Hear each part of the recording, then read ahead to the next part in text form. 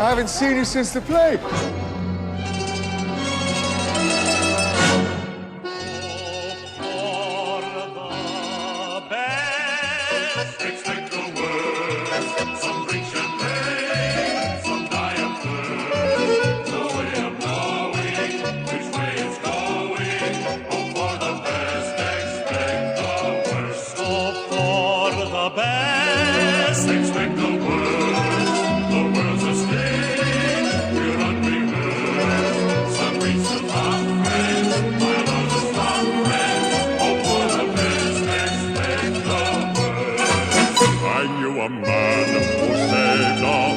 That was splendid. Then he died the day he planned to go and spend it shouting, live while you're alive. No one will survive. Life is sorrow. Here today and gone tomorrow. Live while you're alive. No one will survive. There's no guarantee. I mean, like, for real, when a game called Mutant Year Zero came out. Mutant Year? They'll just call a game any name. You know? They'll just call games anything. Yeah. Where you play as a boar, a bipedal boar that's evolved. Okay. And a duck called Boorman and Ducks. Okay. And it's a turn-based XCOM game, but in between combat, you walk around like you're playing Diablo. What? And it fucking ruled. Like, what? No reason on earth it should have been that good. But, like, the dialogue was well written. They'd come across, like, those plastic play sets you see in backyards, and they'd be like, man, what did the creatures that lived on this planet look like? Like, they had no idea. It's fucking great. It was fucking great. But, you know. Oh, that is not what I thought this game would look like. Right? The graphics are completely different, because I was expecting, you know, what indie games about talking boars look like, right? Like, you know, yeah. I was expecting something a lot more cartoony, not necessarily like Wildermyth mid-2000s webcomic cartoony, but cartoony nonetheless. This is like, I mean, this just looks like fucking XCOM. I swear to God, 100%. They made it in the same engine. 100%. Like, the textures. XCOM, but with a duck and a boar. Mutant Year Zero Road to Eden Fan Edition. What the fuck? There's too many names. There's fan edition content, apparently, which is wild. But the fun fact, this is the first game. So, Mutant Year Zero, Road to Eden is the first one. And I don't know about you, but if you're naming first ones, colons generally aren't required. Yeah, you really can just call something Control, Returnal. Right. You know, you don't need an additive because you're not trying to differentiate it from anything. But there are those just truly infuriating first outings that will just throw a goddamn colon in there. God help you, right? It's not until the 11th one where you need to be called like Dragon Quest XI Echoes of an Elusive Age Definitive Edition S. Like, that is the point where you need all those additives because you're trying to separate yourself. What a bunch of assholes. What a bunch of... That's every anime game, though, my man. It's like, that is unfortunately, Dragon Quest XI is not that strange a title for a JRPG. Oh, yeah. Because they'll just call those games fucking just pile of letters, pile of words. Like, just first name, bunch of letters, you know? Like, it's a whole thing. But yeah, that was a lot. I remember looking up a list of these, and it's bad. The most like unwieldy anime game titles. I'm gonna find it because it's a JRPG. You nailed that, which of course you did. I mean, of course it is. I can't remember what it was called, but let me tell you, it is. I had to read it like 4 times, and people call it. It's so bad, people call it something else. Yeah, they really have to, like, slam it down for some, long Japanese game names. Oh, you found it. It's translated from Japanese. This game's title is so ridiculously long that the developer had to write the name in small kanji letters on the cover. Unsurprisingly, the game is about running around, taking unsuspecting panty shots and hitting on women who want nothing to do with you. Whatever the case, for now, this is the game with the longest title in history. It is. And I kid you fucking not. Hit it. Summer-colored high school adolescent record. A summer at high school on an island where I contemplate how the first day after I transferred, I ran into a childhood friend and was forced to join the journalism club, where while my days as a paparazzi kid with great scoops made me rather popular among the girls, but strangely my camera is full of panty shots and where my candid romance is going. You know? That's a plot description. They copy-pasted into the wrong box.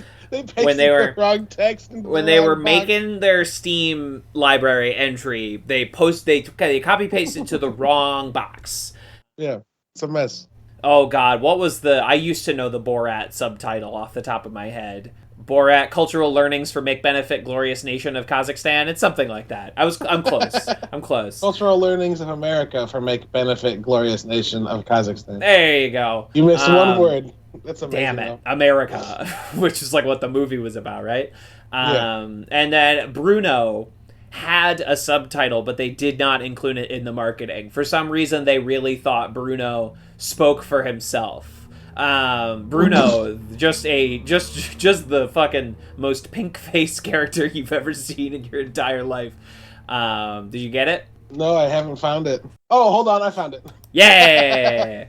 Bruno, delicious journeys through America for the purpose of making heterosexual males visibly uncomfortable in the presence of a gay foreigner in a mesh t-shirt. Yeah! I remembered the foreigner mesh t-shirt part. That was what I was like finding in the back of my head, but I did not want to spoil anything as a part of that title. I really wanted you to have it for yourself. Honestly, you wanted to have the gravitas that it needed. Honestly. Yeah, absolutely. It needs to be heard all at once. You can't just like hear a piece of it and it mean anything to you, right? No, you have to imbibe the entire tincture. Yeah, exactly. Why did I say such weird shit as what I just said? Traveler, you must imbibe the tincture if you wish to withstand the fog of Morgoth. I'm such a fucking nerd. One of those was a Tolkien word, but that's where we're at. Which one? Of course, we all know the Balrog of Morgoth. We all know. I mean, I don't have to tell you that is the Balrog's name. We all know. And the Balrog of Morgoth is a lesser Balrog. Balrog, yeah, I'm sure fucking Silmarillion goes off on that shit. I'm sure. The king of the Balrogs is Gothmog. Gothmog. And he's responsible for the killing of several kings of man. Gothmog Balrog of Morthog. Sounds like I'm gonna check my math. Are you recording? Yeah, I'm gonna check my math real quick. Yeah, and for make sure. I didn't please spout some dog shit. Misread our dear listener. Yeah, Gothmog was the Lord of the Balrogs during the First Age, and the greatest Balrog ever to walk Middle Earth. As the High Captain of Angband, his only equal in rank was Sauron. Hey, so second in command was Morthog Balrog. Yes, and his master was Morgoth, who was Sauron's boss. I see. Wow, Sauron had a boss. Did not come up in the films. Morgoth has been dead for like thousands of years. By the time the films occur. Sauron's been dead for thousands of years by the time the Lord of the Rings starts. Sure, it's been a while. Yeah. That we kind of forgot about the rings, where you think like that would be one we would want to remember, right? But like at the beginning of Lord of the Rings, Gandalf has to be like, okay, so there's these rings. Listen, let me tell you real quick. Right, it's like in Star Wars where the Jedi are like the most prominent thing in the universe, and then 30 years later, everyone's like, "What Jedi? I've never heard of that." Who the fuck are they? Also, what the fuck is that? Also, it's like the prequel trilogy that's like supposedly the height of the Jedi, but literally no one respects them, and almost nobody wants them when they show up. They're like, well, they oh suck. god, fucking. I don't know if you watch those movies, but they're the worst. They're just religious zealot sheriffs from a. Can you imagine if cops stopped existing in 1992 and today we were like, what are you talking about a cop? What does that mean? What is that word you're saying? What is that? We don't even remember. Clarify? There's no one's watching old movies that feature cops in them. I know they got movies in Star Wars. I know. Imagine our cops were also religious zealots with magical powers. Sure. The only people in the universe with magical powers. Then they stopped in 1992, and we were like, who? Who that? Yeah. Who they? I feel like that would I've only heard rumors. That is, what of course, they call the movies in my world. Rumors. That is, of course, the only instance where the world of Star Wars is internally inconsistent. Otherwise, fucking tight as a drum. Tight as a drum. Yeah, no other issues, no other holes to be punched. Not even a little last bit. Lord of the Rings trilogy, though, because I'm a nerd. Yeah, do you know what the name of Shelob's distant mother is? No, of course I don't. All No. right, it's Ungoliant. Oh. And she's the first and biggest of the spiders of Arda. And Morgoth, Sauron's boss, took her to the forest to kill all the elves. And she ate them all and feasted on them. And then when Morgoth came back after like 100 years, she was like 10 stories tall. And he was like, fuck. And left her there, I think. I don't think he killed her even. I think he was just like, all right. Oh, no, the Balrogs chased her away. That's how they got her to go. To where? Where's she gonna go? To a place called Nan Dungortheb. I always read his words. I always read his names backwards just in case he was a real fucko and wrote something funky backwards. It's not anything backwards. He's good. We're clear. So it's buck wild, the things you learn about. And honestly, like, this happens in every expanded universe where, like, there always used to be a lot bigger shit, like a lot more tough guys, and now we're dealing with, like, the tough guy's kid. So it really makes our heroes just seem like it was not a fucking big deal. You know, it was like, back in my day, I had to deal with his fucking dad. All right, there used to be a 10-story spider, and you took out what, like a regular size, like a truck-sized one? Oh, great! Oh, good! Oh, good for you! For shame! Yeah. Oh, fantastic! You did it! You took out one spider. I had to take out a spider the size of a mountain. You ungrateful! Hi, Charlie. What are you doing? You going to bed? And you use your pink toothbrush? Good job. High five. No, my Pinkie Pie toothbrush. Your Pinkie Pie toothbrush. I'm so sorry. High five. Gotta get a Pinkie Pie. I love you. I'll see you in the morning. Father, that is my Rainbow Dash toothbrush, please. Yeah. Pinkie Pie. I was like, oh, God, sorry. Oh, ma'am. Oh, please, I'm so sorry. Excuse me.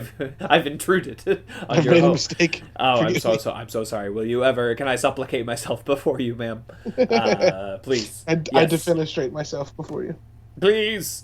So while I'm looking at this great picture of the game, Lineage 2, the Chaotic Throne, dash the First Throne, Camael. Wait, hold on. Start over? Okay. Lineage 2, yep. So this is the second game in the Lineage franchise. Yeah. Lineage 2, the Chaotic Throne, dash the First Throne, Camael. Okay. To use throne twice in one title, I think is an auspicious move. I think you did a bad job of describing the throne the first time. It needed to be both. Why not the first chaotic throne? Because that sounds pretty sick. You know, yeah. What's a chaotic throne? What does that mean? But once you start adding a bunch of other adjectives in there, I no longer know what to do with what you have presented me. Yeah, it makes it more difficult. You know. Yeah, absolutely. But you were storming in, and what we were talking about when I first started recording, you were talking about a little game that I am also quite enamored with at the moment, which is, of course, Wildermyth. Wildermyth. You notice that game has you choose character voices, but they don't speak? Yep. Yeah, I do. Yeah, I do notice that. Do they ever speak? You choose body type and voice and who they are attracted to, and I guess you can also choose like their race. You know, you can really fuck with these people that come to you. You can really just make them. Yeah, we can just make them from whole, change their hair, give them facial hair. Yeah, you're right. They don't even really make they don't make battle noises. They're not going like nothing. Yeah, that's buck wild. I hadn't thought of that. Maybe they plan on adding them later. They're gonna patch in some voice acting. But how would they do that? Disco Elysium. Sure. But how would they do that? Because the game Wicked accounts for, or is made for players to jump in and make their own stuff. No, it's 100% true. I mean, they could do. Apparently you are not playing a lot of RPGs where you make your own character name, because they will sort of the BioWare method, but other games have obviously used this as well, where they just find a name that everyone calls you. You know, so like Shepherd. In the first... Your first name changes, but they call you Shepard. Right, but everyone calls you Shepard, so it's immaterial what your first name is. And they recorded a number of lines multiple times to incorporate different pronouns, right? Or in Dragon Age 1, they call you the Grey Warden. In Dragon Age 3, they call you the Inquisitor. In Dragon Quest 11, Echoes of an Elusive Age Definitive Edition S, they call you the Luminary. You know, they find a time... Sure. Or the Fallout games, you know, you have... Vault Hunter. Well, I think that's Borderlands. But no, that's Fallout. Okay, there's a Vault Dweller. Vault Dweller. Yeah, they have. I can't even remember what everyone in New Vegas calls you, even though they call it you that 347,000 times. Right. But maybe they call you. Do they call you Courier or something in that game? Anyway, in New Vegas, I can't remember. I haven't actually played that one very much. Oh. I know that's the one I should play, but that's the one I did not play very much. It's the good one, yeah. Yeah. That was the good one they made. I think I played that one, and then my buddy who owned it, moved or took it with him. And then I was like, I went to go rent it, didn't find it, found 3, and was like, I'll just play that, and didnidn't like it, so never went back. No, because it's a bad game, actually. So I played a lot of Fallout 4. Yeah. Also I didn't like Fallout 4 either. It's fine to play. The story is hot garbage, but sure, yeah, you can get through a lot of games with hot garbage stories, Yeah, exactly. I got to a point in that game where I felt like I had done everything I would do in that world. Like, I finished the romance with the chick from the fighting zone. Can't remember her name, redheaded. I finished the romance with her. Uh-huh. I found a place to build a settlement that was on a hill, and I built it out, power, water, whatever, defenses, recruited enough people to protect it, and then finished a couple of main storylines, and realized that they were gonna spoilers on a 6-year-old game. They were gonna make me find my son, and I was like, nah, nope. My character would be done there. I found love, a home. We made it safe.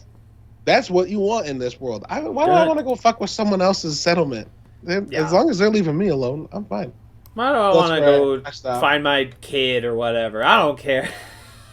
Yeah. Also, I cheated. I did the cheat sheet thing, and looked up where they were gonna go with it, and I was like, oh boy, this sucks. Nah, fuck that. Actually, so I didn't do it. Yeah. It stinks on ice. And there's a lot of weird shit in Fallout 4 where it's been 200 years, and a kid hid in a refrigerator when the bombs fell. And he's, still in there. I know he's, a ghoul where they're, somewhat immortal unless you shoot them in the head. But he's, still in there after, 200 years. Yeah. His parents live, down the road and are like, can you please go find our son? I can't find him anywhere. I've checked nothing, and I'm all out of ideas. It's weird to me how disparate the experience between playing Skyrim and Oblivion is to the Fallout games. Oh, and I get it, they're different teams, but it's still the same umbrella company. And you'd think that there's a little more more of a through line there. Yeah. There's really not, at least in my experience. I absolutely fucking loved Skyrim. Cannot wait for Elder Scrolls 6. I'm gonna have to for a decade. Yeah, of course, because they can just, every time they put out a new video game console, they're like, Skyrim again. On it? Please pay full price for Skyrim again. We didn't fix any of the bugs. we didn't fix any of it. Buy it fixed, again. But you can own it again. It's as broke as it's ever been. Money, broke please. As it's ever been. Yeah, but so the Fallout games just didn't speak to me in that way because they felt they were trying to be too campy. I don't know. Oh, I don't know. Well, New Vegas is the one. I think if you slapped on some of that New Vegas, I think that would hook you. There's so much. Okay. There's so many good ideas. The writing is so sharp, and the way that the player, while still working within an overarching narrative, can completely fuck with the structure and the internal world and do things in a completely different way that you're sure. There's no way the game intended for me to be doing this instead of what they want me to do, but the game has a contingency for that, right. Even if it is just a character acknowledging that you did it, you're wow, they thought that I could do that. Right. And they incorporate it in there, and it's Well, Fallout New Vegas was Obsidian, and Obsidian rules. Yeah, they're good. They're good at making games. A little buggy, but good at making games. Yeah. They're making what's that game that they're making? I don't know. Avowed. They announced Avowed, which it looks like a Skyrim, a high fantasy-esque game. Neat. They announced that. Ugh. I have no idea. When did they announce that? 2019? It was right after. It was right after Xbox bought them. Set in the same world as Pillars of Eternity. Right. But is a first-person RPG. Interesting. Yes. Was announced in July 2020. All right. Yeah. Yeah, it was an E3 thing. And there was a trailer that was, as people should know in the game industry, it was one of those trailers that is made and completely CG, that is a recruitment tool for other developers. Not a tool to get your pre-orders. It's like, hey, look at this really cool thing that we want to make. Come make it with us. So when you see those, don't be like, oh, but the game doesn't look like that. They never planned for it. Well, yeah, of course it doesn't. How have we not learned it at that point? Which is why, I love, I think a lot of the CG animation trailers that they put out for games are, like, beautiful. But it in no way, like, psychs me up to play the game because I'm like, game ain't look like that. And it's fine. I'll wait for when I know what the game do look like, Right. Sure. Yeah. Unless it is the very, very rare occasion where I will pre-order a game. It is incredibly seldom, but it still happens, and I still refuse to learn my lesson. I won't learn. I won't do it. This last game I pre-ordered, well, I guess 2 games ago, was Cyberpunk 2077. But you know what? I got from that game what I was expected to get from that game. That's true, which is like a medium level an Fallout above game. Average Fallout game. Like a pretty on par with Fallout 3 level Fallout game. Yeah. I was like, oh, this is an okay Fallout. It's fine. Yeah, I guess I wasn't expecting it to be like just an okay Fallout, but that's essentially what Fallout where you can drive is essentially what that game ended up being. Yeah. Imagine a game where you have to choose your clothes like every 30 minutes and you can't look at your character. It's cool. I love it. It's the fucking best. It's the fucking best, but I know what they look like. Yeah. But I know. And if I go into the menu and accidentally take off my pants, I run around with my dick out. Yeah, that's video gaming. Rule. Video games, baby. No, you can look at yourself in the mirror in Cyberpunk. You can walk up to a mirror and intentionally look at yourself. Or if you're mirrors in the map. Exactly. And it's very janky and it doesn't load. And it gives you an option to like choose a facial expression to look into the mirror. It never changed facial expression for me, no matter what button I hit. The functionality was broken. Amazing. But it did. The only times I got to see what my character was wearing or what their hair looked like was when I was driving a motorcycle, which was the only vehicle in the game that worked. Yeah, it was the vehicle that didn't just absolutely break the game and drive like hell, and not the good drive like hell, the bad drive like hell.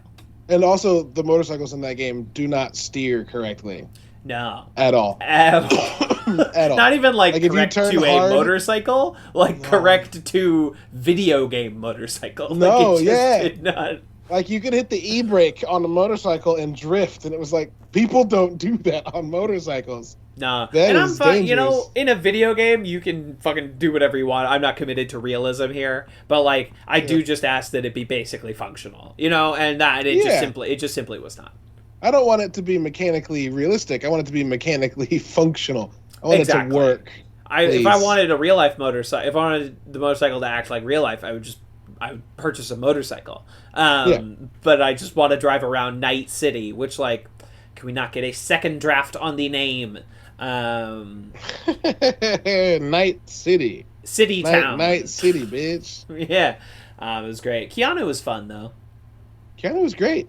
And I'm glad that he was the guy that talked the most in that game, because no one else was any good. He was around a lot. He was around which I was shocked by how much he was in the game. Because I was like, okay, I've been through this dance before with celebrity in a video game. The celebrity is very judiciously applied. But Keanu was fucking your constant companion. The main character. Keanu basically. was your fucking Clippy. He showed up every 3 seconds to be like, fuck. Oh, piss. Well, fuck, Samurai. Oh, Like, he was shit. great. Fuck me, dude. Yeah, it was cool. He was fun. You know what? If we're on the topic of somewhat defending Cyberpunk, Sure. I think that the 2 female romance characters are written well. I don't know about any of the male romance characters, but the chick that's a nomad, that's the hetero female character. Sorry, Panam. Panam. That's right. Yeah, she's great. She's written well. I like her storyline and her people's storyline. Yeah, she's cool. And then the Ripper that you interact with the tattoos. What's her name? Judy? Julie? Junice? June? Anyway, she's also written really well. I enjoyed both of those characters. Judy. It was Judy. I was right. Yeah. And I haven't touched this game in over a year. And I did not get especially far in Cyberpunk 2077. I did the quest line where just GLaDOS from Portal is in the game. And I was like, hey, I know that. The taxis. I know what that's from. Yeah. Yeah. I played that game too. There's also an Office reference in the game where you have to save a surgeon who's hiding in a refrigerator down on the docks, who's trying to defect from somewhere. And when you get him to where you're supposed to take him to, the person that gave you the job, he goes into the Office post-credit scene where the Japanese guy that works in the warehouse is in Japan, hot surgeon, and runs through the whole story of doing surgery for a Yakuza boss. And then at the end, he's like, my secret is I messed up on purpose to kill the Yakuza boss.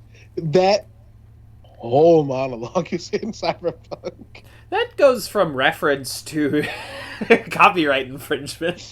There's enough change. Plagiarism. There's either enough changed, or everybody that would have been upset by that looked at the fucking media storm surrounding that game and went, nah, they're fine. Yeah, it's a producer's style gambit, right? If it's a flop, no one comes to collect their money because they don't think it's there. Yeah. Don't sue a hooker. They sued God and lost. Life and lost. Exactly. So we get it. So we understand. Anyway, Cyberpunk 2077. Check it out. Or don't. Or don't. It wasn't When's the next gen update next year or the year after? Who knows? I mean, they patched it so many times. I haven't gone back since they started patching like a motherfucker. Yeah. But I don't know. Now I have Game Pass for PC and the Steam library and the PS4 and the Switch backlog. So I'll never fucking go back to Cyberpunk 2077. Yeah. I hope I got my $60 worth. I hope I can die satisfied. Because it just did not go. No. I had a friend tell me. They asked because he's 3D printing ocarinas right now. Because if I could, I would. He was like, "Do you ever play any Zelda games?" And I was like, "No." And he was like, "What?" And I was like, "I never owned a Nintendo. One, I played a ton of Nintendo 64 or Zelda 64 when I was over at my uncle's, but I was 7. I didn't know what the fuck I was doing. And then I owned a Sega and a PlayStation and an Xbox in that order. Zelda ain't so I've just never owned a Nintendo." And he was like, "You got to get yourself a Switch." And I was like, "How dare you? Have you seen my backlog, sir? How dare you suggest I buy a system with 30 years of unplayed games on it?" Uh-huh. As if I'm going to catch up on those. And a system that has literally every game on it. Every game has come out for the Switch, essentially. Even games that have no business being on there, that the Switch does not have the hardware to run. It doesn't matter. Awesome. You can play The Witcher 3 on there, regardless of whether or not it works. And it just, I was like, why would you suggest that? I bought games this month I won't play until 2023. It's just simple. Or I won't dedicate time to. I bought Wildermyth, Hardspace Shipbreaker, Ready or Not, fucking Chivalry 2. Yeah. And Deathloop. I didn't buy Deathloop recently. I bought that when it came out. But still, that's 5 games that I'm not more than a couple hours into any of them. I mean, Wildermyth, I'm probably the furthest into, and I've just been playing that for the last week. And Wildermyth you can throw some fucking time into, right? Because, like, they have the 3-chapter tutorial campaign. Then they have 5-chapter, like, written campaigns with some random elements. And then you can just infinitely play randomly generated 3 and 5-chapter stories with, like, characters you've created. Yep. It's wild. I've completed the tutorial campaign, which is 3 chapters, and then the first 5-chapter campaign, and I did like the first mission on the second campaign, and it was an interesting start because I don't know how far you've gotten, but like on subsequent playthroughs, when you're recruiting people, you can choose to, for some extra legacy points, recruit characters from previous games as long as they did not die on those adventures. Sure. And you can do that for a little bit more. And this third playthrough wants you to start with 2 characters you've already used, and like they use that for the story. It's very interesting. Like Wildermyth has done that is simply all I ask these things to do, where it's like you have your central idea and you just think of like everything you can spin off of your like central conceit, the Wildermyth conceit, and then your game is over. And you've made the game, you know? Obviously, game dev is ridiculously difficult and ruins. I'm interested to see what it's like using their creative tools. Because, like, someone on a podcast I listened to recently pitched Wildermyth as the best way to get people who aren't sure if they want to play D&D into D&D. By creating a story and then letting 4 people play as the 4 characters and choose the story bits. And I was like, oh no, am I going to spend 40 hours building something in this game? Oh, that's cool. Oh no. Oh no. But like you can use the comic panels and shit to make cutscenes and everything too. I didn't know. And I was like, this is a problem. This little game, they put a Mario Maker in this game. They did. It's RPG Maker 2021. What year is it? 2021? Yeah, 2021. Wildermyth fucking slopped in there, I don't know, a few months ago, like late summer, early fall, something like that. Yeah, it's like August, I think, right? Something and it stunk on in, and I already, pushed out my inauspicious top 10 video games of the year list, on which several of them did not come out in 2021, but they're when I played them. Sure. And it is what it is. And so Wildermyth, congratulations, Game of the Year 2022, early frontrunner. Here we go. I am unconcerned with your release date. Your silly concept of time. It's the game of my year. Thank you. Game of my year, exactly. So like, if I want to put Divinity: Original Sin, a game that came out in 2014, on my 2022 list, that is my prerogative. That is what I choose to do. Books, I don't read any books as they come out. Which I understand, like, pre-orders are huge in the book industry, as they are for every industry now. Every industry. Everything is about pre-orders and then first, like, week sales. That's all anything is anymore. It's how do you judge how much you spend on marketing, and how do you judge how much people actually want the thing that was made?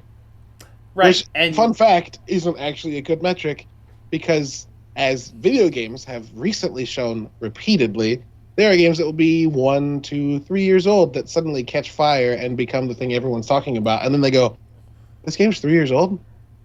Like fucking... Among Us? Among Us? Or Valheim? Like, those games were all a couple years old when they hit the zeitgeist. And, like, everyone that I know was like, oh, wait. What? Yeah, you need time for these things, especially something that's long, like a video game.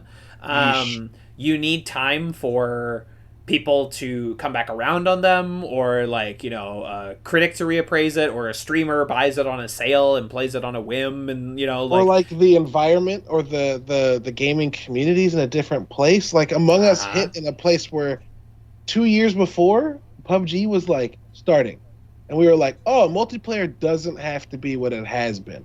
Yeah. 2 years later, we were like, oh, you mean like that game I used to play, Mafia, with my friends in high school, could be a video game and rule? Dope. And we're all getting into it in the pandemic. What a great time to play these like communal games, right?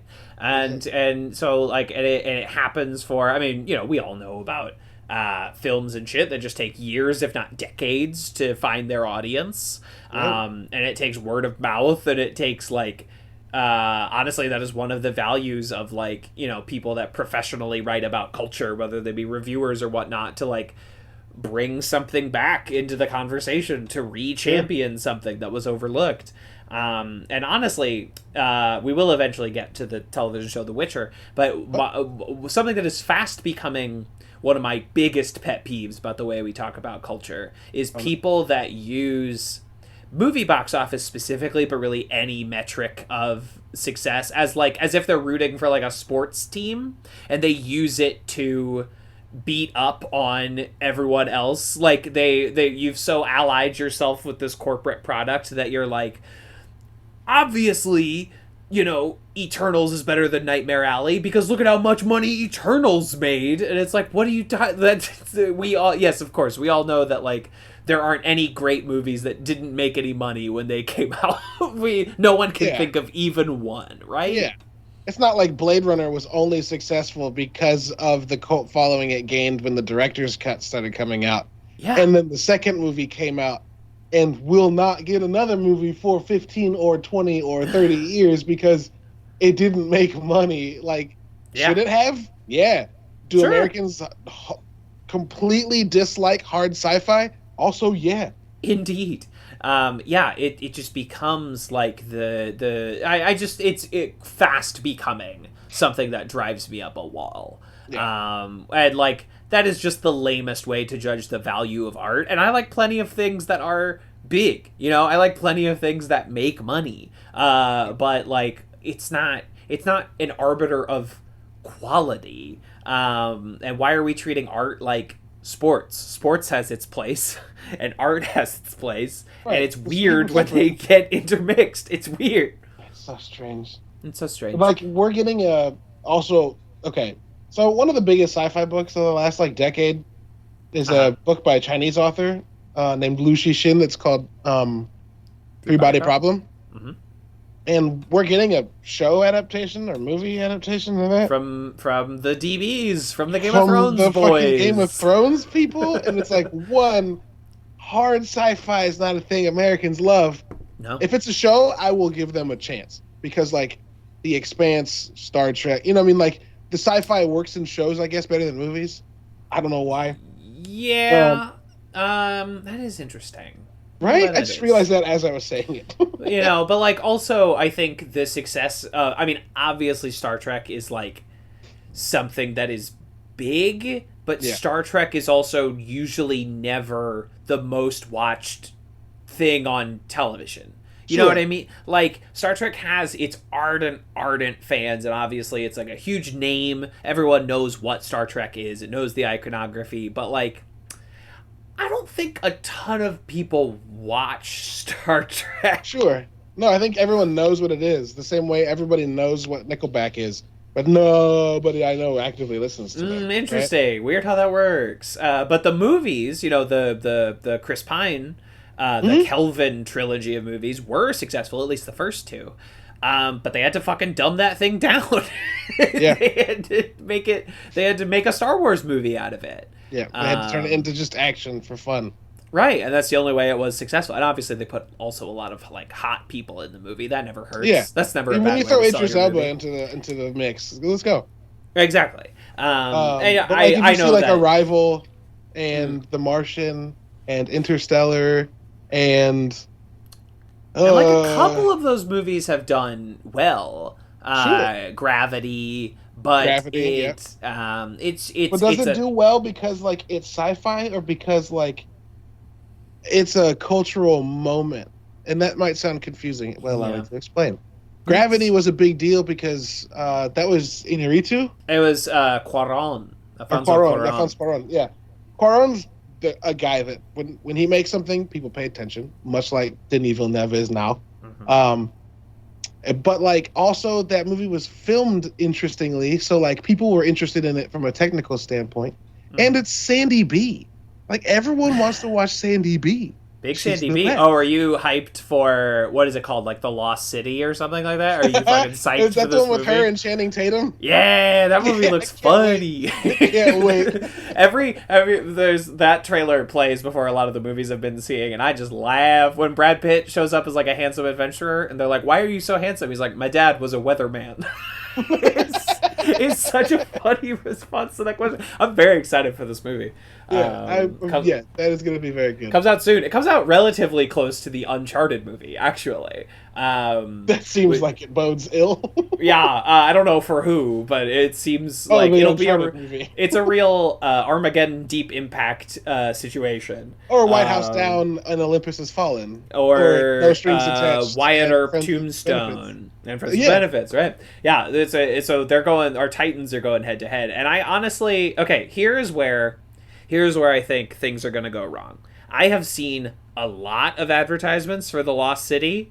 I have seen basically no Uncharted advertisements. And that tells me, if nothing else, that tells me that, like, the studio does not have faith in this movie. And Tom Holland opened the biggest movie of all time last month. Yeah, it's true. But he's had, that little boy, that little Dickensian orphan, Tom Holland. He has trouble opening a non-Spider-Man movie. He's like, "Please, sir, may I have some more, please?" I'm the Artful Dodger. Eyes. But he has trouble. He hasn't made much else, right? There's been Cherry, which didn't really make much of that movie wasn't going to be big because it's super violent. The Devil All the Time, which was obviously direct to Netflix, but it didn't really make a blip on Netflix. Was that movie ever going to be big? Because it's about bad Christians. Fucking Tom Holland and Robert Pattinson. People will see those guys in movies. He did Onward. That movie's very good. Yeah, but that's fucking Pixar. I don't think the success of a Pixar, I don't think the success of a Pixar can ever be attributed to the actors in it. Toy Story is not successful because it stars Tom Hanks and Tim Allen. But I know you're right. So that is his success. He's got that under, but also that movie was pandemic shot. So who knows how successful it really was, because that movie came out right before shutdown and was put on Disney Plus very soon thereafter. So it's tough. There's Chaos Walking, which was a bad movie based on a okay book. Like a YA book. And that movie also sat on the shelf for multiple years, Yeah, that movie kept getting delayed. I was like, oh, that's never gonna happen. And I think they wanted to reshoot it, and then that didn't really happen. So Chaos Walking. You know what is happening that I'm excited about, because it might actually be perfect? He's playing Fred Astaire in a Fred Astaire biopic. Is he real? That's official? That's announced? Yeah, there's a poster and everything. I know he's a little danceman. I know he do a dance. I know that Fred Astaire was please do not make a biopic of me. But these things happen. You just laugh and go, okay. He was please, anything but this. I do not want this. And they were like, I'm sorry, did you say something? And they were pushing a check across the table to Tom Holland. So anyway, we'll see. I don't know. The MCU guys have had strangely just a big problem making any other movies successful. I'm trying to think. And that's in front of and behind the camera. No, none of Chris Hemsworth movies have done well outside. Rush did well. Rush did fine, but my man Men in Black International, starring him and Tessa Thompson. Count. My man Black Hat. Count. My man, Cabin in the Woods. Extraction was good, minus the yellow filter that's pervasive throughout the entire movie. Right. I mean, but that, I'm not saying he's not in good things, but he can't take them off. Ghostbusters 2016. Wasn't he in The Man of the Sea too? Yeah, exactly. The Heart of the Sea. Yeah. So he's in a lot of things, but so he can't open a non-MCU movie. Robert Downey Jr. basically hasn't made any, but The Judge and Doolittle did not do well. So moving on. He did that one with Zach Galifianakis too, where he was trying to get across the country to his. Yeah, that one. Yeah, that was one of the last ones he made during his MCU tenure. He because like after Iron Man hits in 2008, he does like a string of things, and then basically after the first Avengers, he doesn't do any movies. Chris Evans and Knives Out is a quintessential experience. That's great. He's great, and that movie is great. But Chris Evans has also had like multiple movies that didn't go. You know, his big directorial debut did so poorly he went back to the MCU when he said he wasn't going to do that. And I love, you know, Chris Evans, but like, what are the big Chris Evans movies that are not him? And Knives Out also has. Oh, we're getting the Gray Man though. We're getting the Gray Man though. I don't know what the Gray Man is. The Gray Man is a spy book, big spy book, and it's Jessica Henwick, who's in the new Matrix and was also in Iron Fist. Of course. Anna de Armas, Ryan Gosling, Billy Bob Thornton, Alfre Woodard, Wagner Moura, who played Pablo Escobar in Narcos, Reggie Jean Page from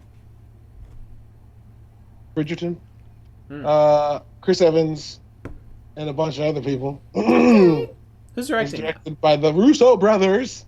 Oh, okay. That's why I heard that. Because that's their... Yeah. I guess their big next swing. Because Cherry was just kind of this thing. Well, they did Cherry, and they produced 21 Bridges. 21 Bridges? 20 Bridges? Yeah.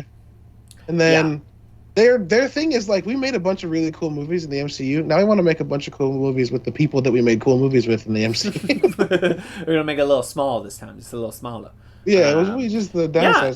That seems, you know, if the Russos use their MCU power to revive the adult action thriller, would not be mad. I would not be upset. Fine with that. They seem uniquely qualified to make movies better than what we had in the 80s. I say go do that. Yeah, super fine. That sounds good. So we've got that's Chris Evans. We've got done Chris Evans. ScarJo is honestly a big exception. ScarJo works and makes big movies, but she was also big before Marvel. She was a known quantity. Do you think Oscar Isaac will lose work because he's doing Moon Knight? No, Oscar's about as hot as a fucking guy can be in both like industry terms and body terms. Yeah, exactly. Like Oscar is fine. It's honestly weird that he's doing Moon Knight, not because everyone does Marvel, obviously, but it's weird that he's in it. But whatever, sure. But he's like he's leaning into the stunt choreography and shit. I'm fine with that. That sounds sounds good. Who else we got? I mean, Mark Ruffalo is never A-list talent. Jeremy Renner Mark Ruffalo is a steady A-list indie hand.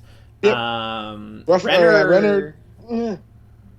He has an action movie or two that are okay. He's got a couple under his belt, and obviously, like, Hurt Locker was pre-Avengers, but it did very well. Yeah. And he was in the Mission Impossibles, but you can't say Mr. The mayor of something. It's not Mayor of Easttown. It's the other one. I think it's called like the mayor of something. Yeah, something. I don't know. Something. Kings of Mayortown or something. It came out at the same time as Hawkeye, and I was like, my man's got like 2 streaming shows going at the same time. Life, right? Booking. Unfortunately, Chadwick didn't really have a chance. Brie Larson hasn't really done a lot. But Kingstown. Also. What was that? Mayor of Kingstown.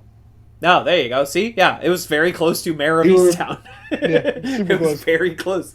Elizabeth Olsen's gonna be she'll do fine.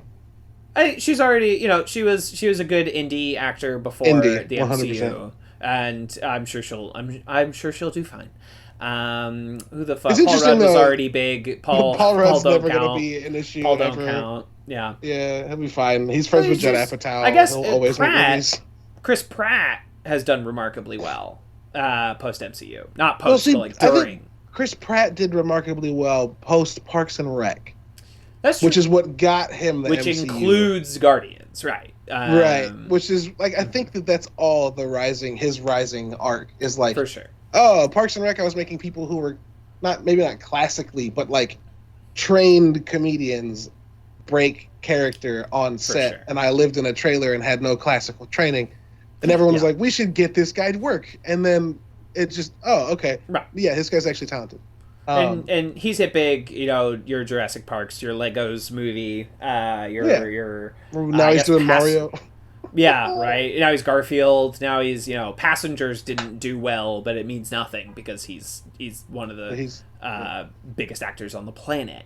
And anyway, it's just and the same could be said for people behind the camera of the MCU. But we don't have time to get into that now.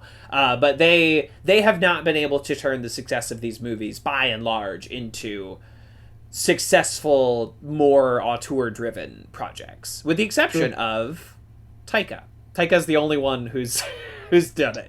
Sure. I mean, Kenneth Branagh directed the first Thor. Yeah, but Kenneth Branagh was an Academy Award nominated director before Thor. Kenneth Branagh had made Hamlet into a blockbuster before Thor.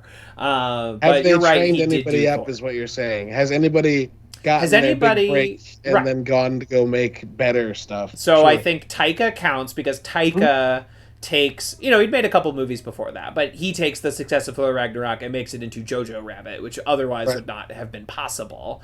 Russo's, they've only just got out, but we'll see if their adult thrillers can be successul. Jon Favreau, I suppose, but Jon Favreau has only used his success to make other Disney movies. He made one non-Disney movie after the success of Iron Man. A lot of them are fresh, but Ryan Coogler has not been able to turn the success of Black Panther into another movie. He didn't do that. No, he didn't. No. There's another show with Michael B. Jordan in it. But he was going to do some, low budget movie, and then it just didn't happen. And you'd think the director of Black Panther could have gotten something made off of that juice. A lot of these have been directed by the Russos, so it's tough to run through. Peyton Reed has only done Marvel stuff. James Gunn has only done big two superhero stuff since then. Obviously, The Suicide Squad is very much his movie, but I don't count that in the same way because he just went to the other guy for a second. Yeah, sure. It's Shane Black got to make one movie off of the success of Iron Man 3, making Iron Man 3 $1 billion movie. He made The Nice Guys, an excellent film, but it made no money. Yeah. And then he made an Alien or a Predator movie. He made a Predator movie that got yanked out of his hands, so it's terrible. Thanks, Fox. It's awful. Yeah, thanks, guys. Good job. Good job, everyone involved. Way to play. They hired him to make a movie written by Ta-Nehisi Coates coming out. Who does? Coogler.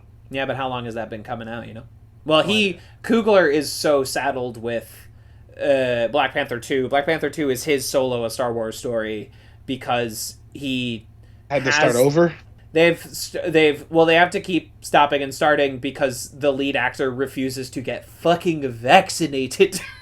Then she got hurt too, didn't she? They have to keep shutting shit down. I don't know. I mean, I'm not trying to. I don't like to relish a movie seems troubled. Take your fucking shot. Because we're just trying to make fucking art here, folks. But I think it's gonna be dicey. That's just my opinion. It's gonna be hard to put together for sure. Yeah, it's gonna be hard to put together. But also, are you aware of The Death of the Nile, the upcoming Kenneth Branagh Hercule Poirot mystery movie? The most canceled supporting cast in the history of cinema. Are you fucking kidding me? Letitia Wright, Russell Brand, Armie Hammer, Gal Gadot. Are you kidding me? That is problematic. The movie. Are you fucking serious right now? I didn't know Letitia Wright was adamantly anti-vax. Vaccination, yeah. Yeah, it sucks. It sucks a lot. It sucks. Yeah, I remember seeing Armie Hammer and Gal Gadot, or however you pronounce her last name. Sorry, Gal Gadot. You pronounce the T, right? Because that's what it's I thought Israeli too. And not French. Right. Yeah, I was like, oh, that's people that don't really care for it. Okay.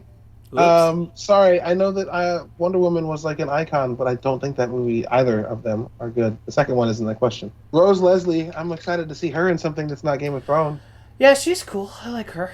Russell Brand, I like him, kind of, sometimes. Well, he's all fucking conservative right-wing now, so fuck that guy. Sometimes. Sometimes 10 years ago, I liked Russell Brand. That's what I meant. Yeah, exactly. I honestly, forgetting Sarah Marshall fooled me into thinking I liked Russell Brand, and then apparently I just don't like him in anything else. But I think he's perfect in Forgetting Sarah Marshall. And I don't recognize anybody else. Nope, that's all I got for you. But anyway, most problematic cast I've ever seen in a movie, and that is saying something. God, we've talked for an hour. This is, of course, Advanced Media Studies podcast, where we aim to talk about every piece of pop culture ever created. And honestly, that hour gives us like a good fucking leg up. We get as much as we possibly can off our chest, don't we? That's absolutely fucking right. And I don't know, I'll cut it up or I won't. There's a time code in the description always if you want to skip the chit chat. Yeah, we return now. And since Jace isn't here, we could just do like an episode since we've already recorded for an hour and give them like a fun kind of off week episode where we talk about all the shit we just talked about. Yeah, anything. I mean, if that's what you want to do, if you don't, if you want to just like take a brief sabbatical from The Witcher, that's fine. Oh no, that's up to you. I don't give a shit. I could talk forever. I have family game night at 10, so you've got 2 hours. Please don't take up all those 2 hours. No, I will not. Please, for the love of God. But we return now to our Witcher winter break. I am one of your hosts, TV's Kevin Lanigan, and if I were going to die in the world of The Witcher this week, it was because I got really drunk and yelled at the wrong owl. What a weird moment. I'm Caleb, the third host, but today the second host, the daddy host, hostess with the mostest. Probably heard her earlier, kids. And if I die in the Witcher universe, it would be because I thought sewers were the safe route and aren't. No, come on. What do you think is going to happen in the Witcher sewer? What do you think is going to happen in the Witcher sewer? What do you think? Nothing good. You know what? I'll amend that too. I would die because I turned my back on an obvious hazard in sewers. Are you in kidding the Witcher me? Universe? Like I was like, oh, this is where he dies. That's not okay. Cool beans. Are you joking me? It's ridiculous. So they take it out.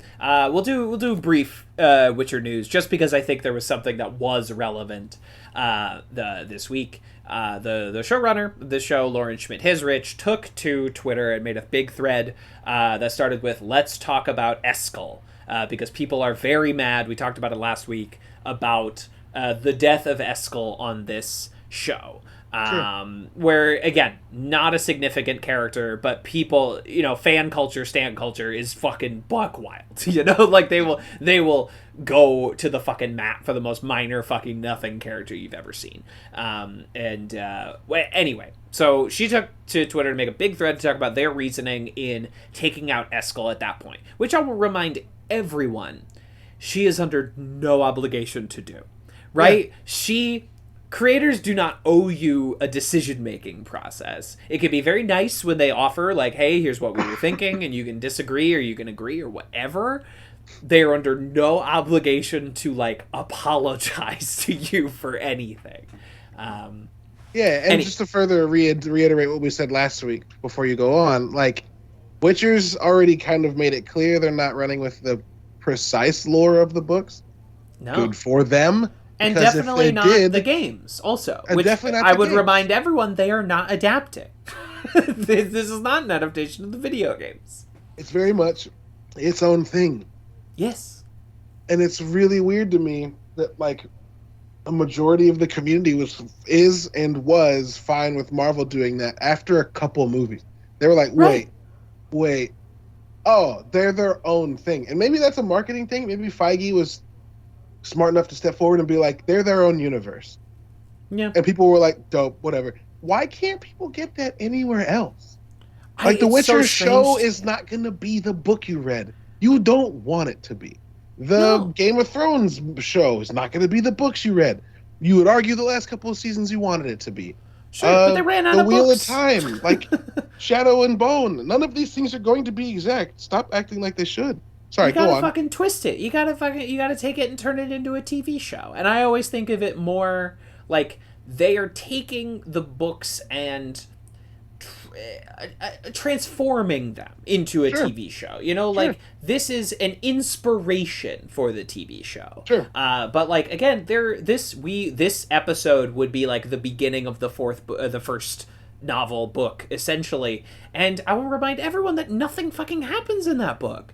They gotta fucking twist some shit up. They gotta do something. They gotta come up with anything to happen. Yeah. It's the same reason people like want video game movies to happen, but when they actually put someone in charge of it that doesn't understand or isn't a huge fan of the game before they take the job, those things generally pan out to be bad.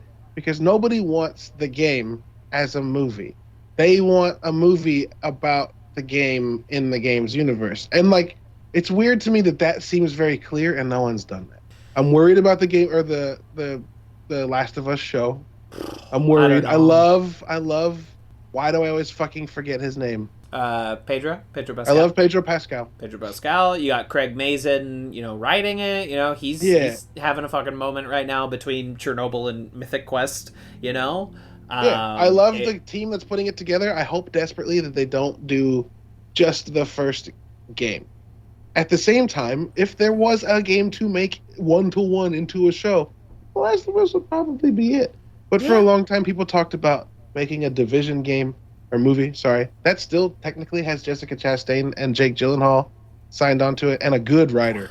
And Doug Liman, I think, directing, the guy who did the Bourne movie. Yeah, like he did the Firstborn and Edge of Tomorrow, my beloved Edge of Tomorrow. Yeah, could like actually be good. That could be good. But like people are like, what part from the game do you want? None. Yeah. Like the Mass Effect show, or the idea of a Mass Effect show, make it about anybody but Shepard. Just do something different. It doesn't even have to be like in the universe, but don't tell me about people that I know. It doesn't have to be a specific lore thing. You're just like generally adapting the idea of Mass Effect, like the very successful Resident Evil movies did. Right? Yeah, and I don't love those movies, but they got it. They carved a spot for themselves. They understood the assignment and were very successful. They made fucking 6 of those, They're the only fucking one that's worked. Yeah. And everyone wrongfully hates the Super Mario Brothers movie, which is good actually.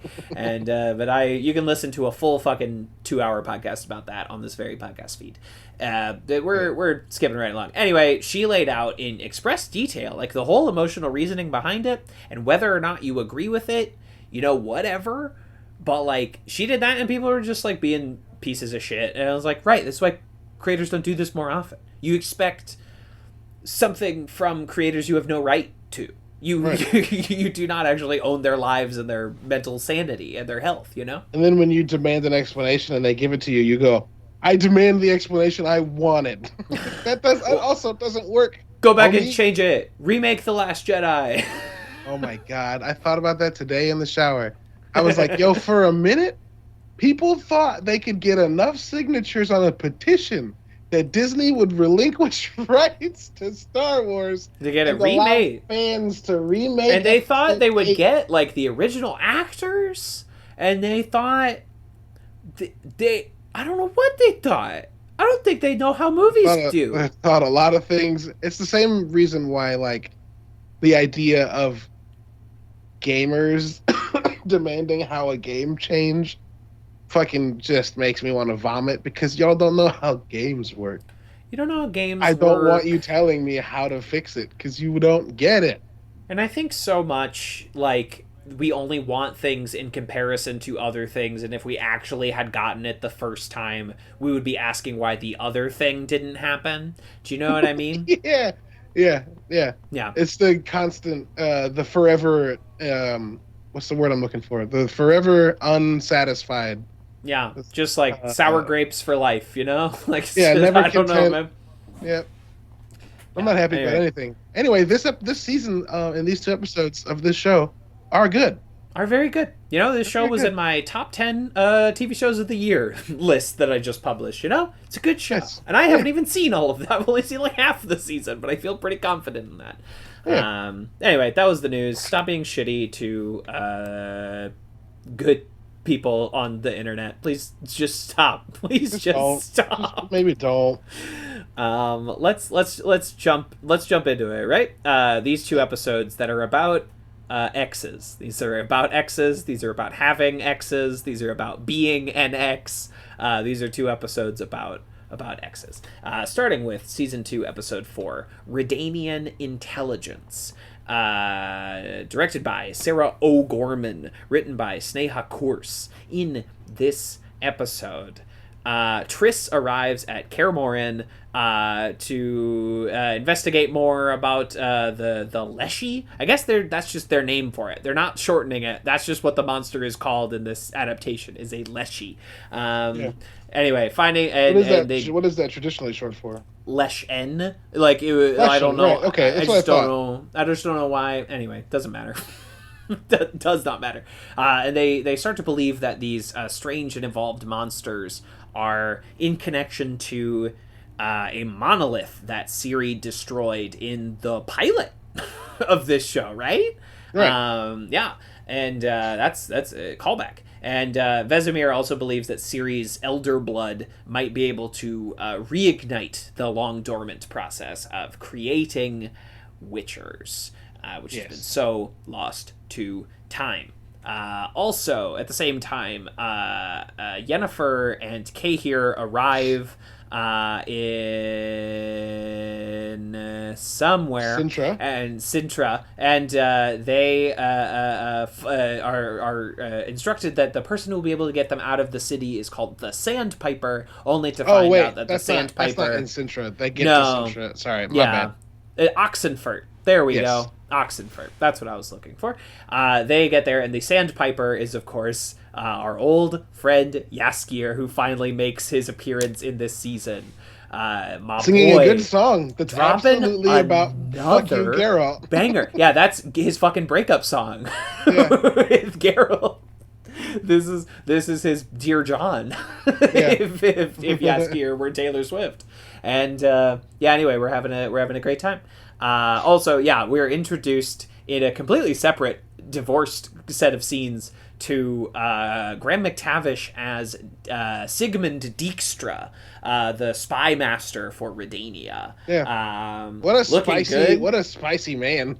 I love this man. What a cool guy. Dijkstra's a fun character. He's big in Witcher 3 and in the second Witcher book that I just finished yesterday. And he's a fun character. I'm very excited to see what they do. And I'm very excited for y'all to see how this owl business plays out. I'm really excited for you to know what's up with that dang owl. I want to know. He's arguing with it.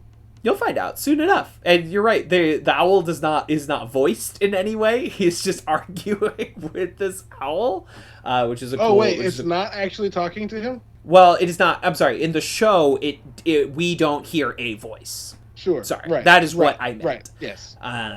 So that's fun. It's not a lot to make of that plotline, but they decide that they need to send Dara. Welcome back to the show, Dara, Rat Boy. They pull out Rat Boy to do something. It's been a few days since they need to send... They want to send an elf to Sintra Nilfgaard. to get to Sintra, right? Well, Sintra is controlled by Nilfgaard. Right, exactly. To Sintra to gather intel on the occupying Nilfgaardian. Right, and they forces. think with the new alliance with the elves that he would be good because he elf boy. He'd be elf. Yeah. He be elf. Anyway, I loved the scenes where Yennefer and Jaskier are like fucking sharing a fucking sharing a bottle over how much they regret getting involved with Geralt of Rivia. It's just it's so fun. It's like that movie where like that one guy's all his exes come together and like we're gonna fucking ruin this guy's life. Don't remember what that movie was called. Something Must Die, right? Oh, well, yes, John Tucker Must Die. That's not even the one I was thinking of, but a classic example of the genre. There's more than one example. There's more than one. The one I'm thinking of had, like, Kate Upton in it, I think. Oh, yeah. I know what Could not, for the life, gun to my head, gun to my mom's Tiffany head, could not tell you the title. Oh, is she? Wow. Good for her. Maybe. Yeah. Who's Tiffany Haddish? I might have just pulled the name out of my ass. Who is that? Definitely not Tiffany Haddish. Sorry. Who was I thinking of? I have no idea. It's called The Other Woman. The Other Woman. Is it Kate Hudson? No, I'm just thinking of Kate Upton. It's Kate Upton. I'm thinking of Kate Upton, but I was asking if Kate Hudson was the other woman. I was gonna say this. I was gonna say Cameron Diaz, and I was right, Cameron Diaz, and then the other chick is Leslie Mann, not Tiffany Haddish. Very, very different. Very different. Very different people. And the guy is Nikolai Coster-Waldau. It's fucking Jamie Lannister. Jamie Lannister. Yeah. I saw his name as like a producer credit recently, and I was like, what? What? What? I mean, you made enough money doing whatever. Why the fuck I say not? go for it. It's like when you're watching any TV show or movie that was produced at like an independent budget level and is about like a minority, and you're like, Brad Pitt produced this. He produced all of them. It doesn't matter what one you're watching. What? He produced all of them. He produces like every Barry Jenkins and Steve McQueen. He produced The Farewell. He produced Minari. Like, it's just, that's Brad Pitt's thing. Producing indie movies about minorities. Yeah. Interesting. Coster-Waldau has produced a few things. Flea? It was Flea. It was there Flea. you go. Boom. It was the animated documentary. It's fascinating. It's really good. But I was like, Nikolaj Coster-Waldau.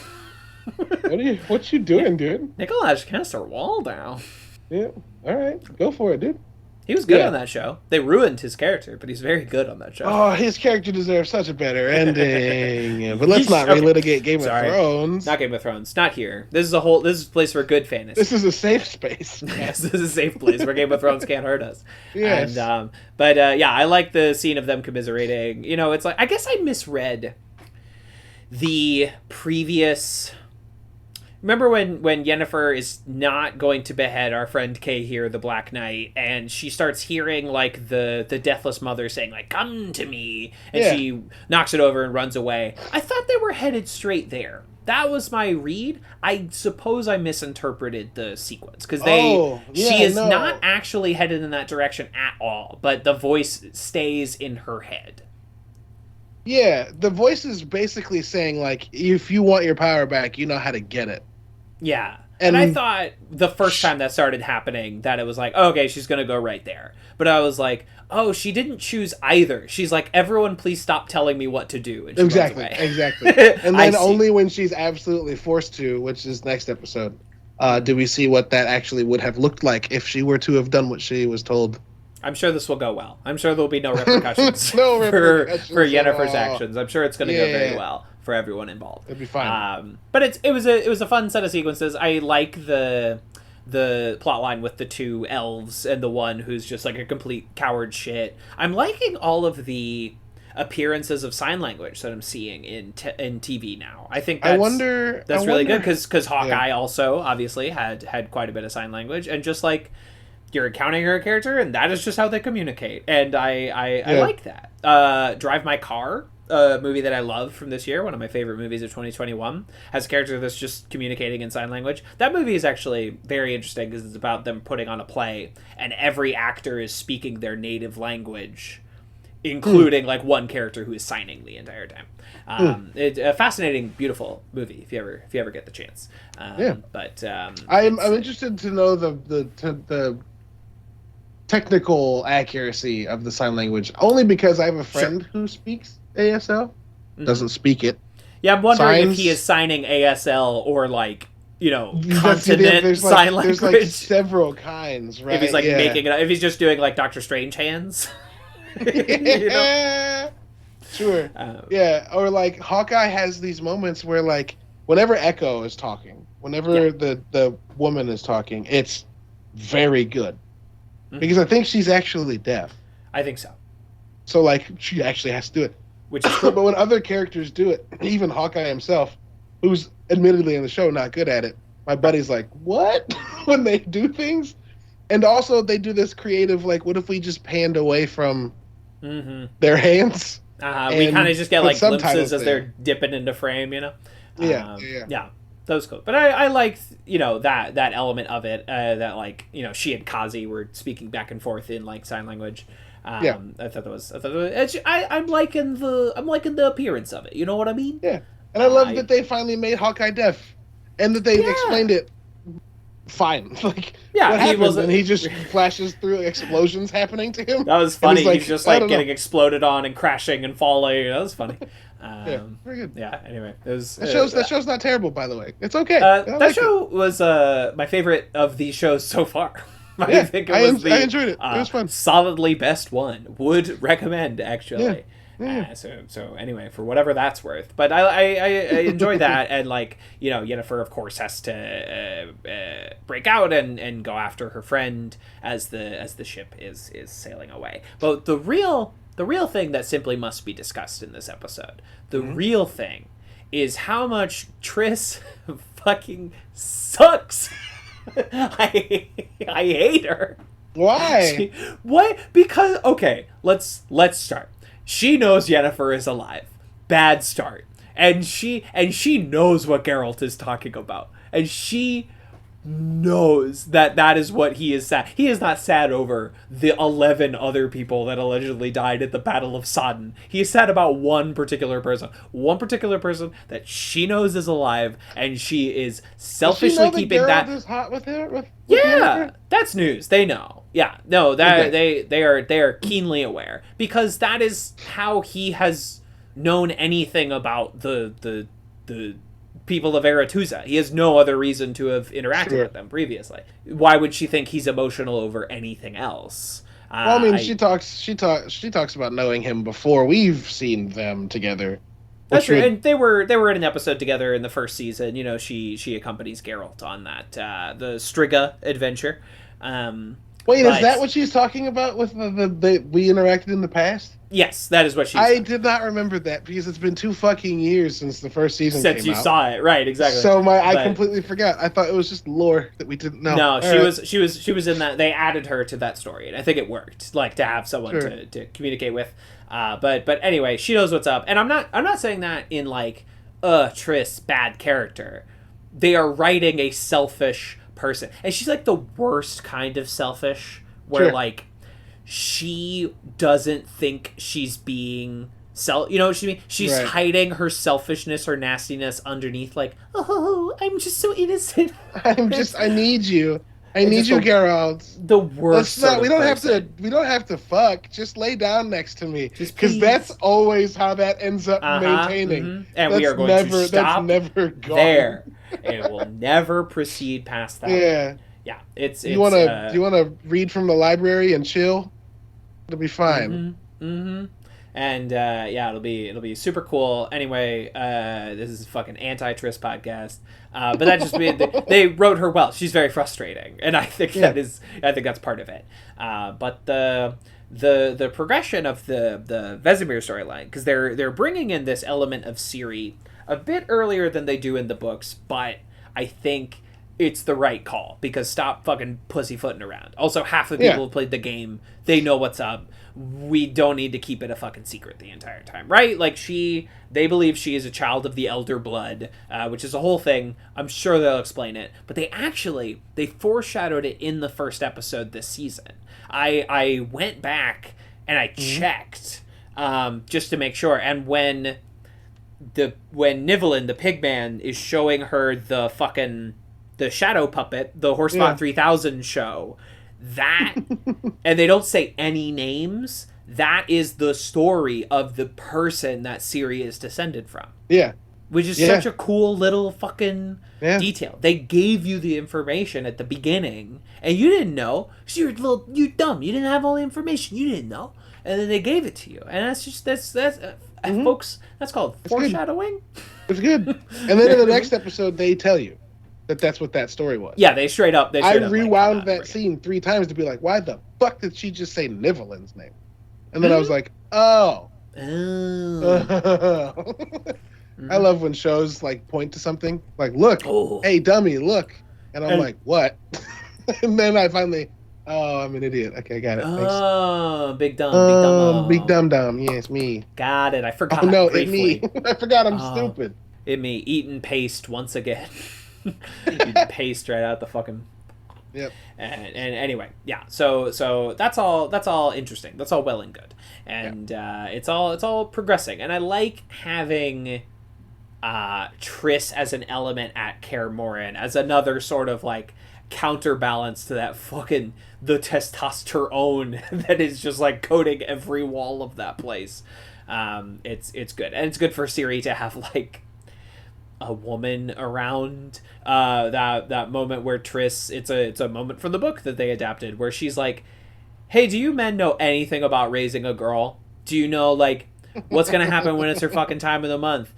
Why do you make her covered in mud all the time? Maybe she wants to feel good Does about herself. Does she have fucking soap, dog? Like, yeah, like what? Right, you're Witchers. I don't think you use soap a lot. And every time you do, it's like an event. They have to show us you bathing because it is implied that you're not doing it very often. You also see it in the episode where Eskel turns into the Leshy, when like Lambert is just like escorting the guests into rooms and just bursts into Ciri's room with his sword out. She's like, what are you doing? And then one of the guests is like, you fucking animal. Don't walk into a woman's room without knocking with a weapon drawn. The fuck is wrong with you? And he's like, I'm just doing my job. Like, they don't know how to interact with people like them. And it's adorable. I love it. They're like big kids that murder things. It's very funny. They don't know what the fuck is up. They don't have people skills. Shit. Yeah, they don't know a goddamn thing. Bunch of idiots. I love them. They're beautiful. Yeah, it's great. And that's all. It's all well and good. I'm liking the sort of equilibrium, what feels like probably the dynamics that will carry us through the rest of the season, laying out here. It's all interesting. It's all well and good. I think we're shaping up to interesting things. Me like. So on to the next episode then? Absolutely. Season 2, episode 5, Turn Your Back. Directed by Ed Bazalgette. Written by Haley Hall. In this episode, Geralt is on the X squad as he and Istrid come together to investigate the monolith, which turns out to be just like a giant fucking canyon Ciri ripped in the countryside. Just like a big ass fucking monolith hole. Falls and then just rips the plane apart. Tears shit apart. At the same time, Jaskier is being tortured by Rince, who is sort of a fire mage, and Yennefer has to make a grim bargain to get him out of it and get her powers returned. Geralt learns from Istrid that Yennefer is alive, sort of on accident, but it's good that he knows. And Triss does a little, I don't know what vision quest with Ciri. Does a little Agatha Harkness with Ciri. For sure. Yeah, all Ciri's fucking greatest hits. I guess they couldn't get the actor that played Queen Calanthe because that's a real body double kind of shot. Oh yeah. Oh look, it's the back of her head. Mom or grandma? And it's kind of works in context, they figure out a way to, it'd be weird if she wasn't there at all, but we make do with what you have. It's like a weird dream. It's fine to not see the face, but they did get the mother. They got the woman who played her mother in season 1, and anyway, so that's mother with quotation marks. Right, because something's fucked up about this also, lady. is Riance in the books? Yeah. Okay. Yeah, that is intimidating. The torture scene is straight out of the book. Yeah. He's bad news.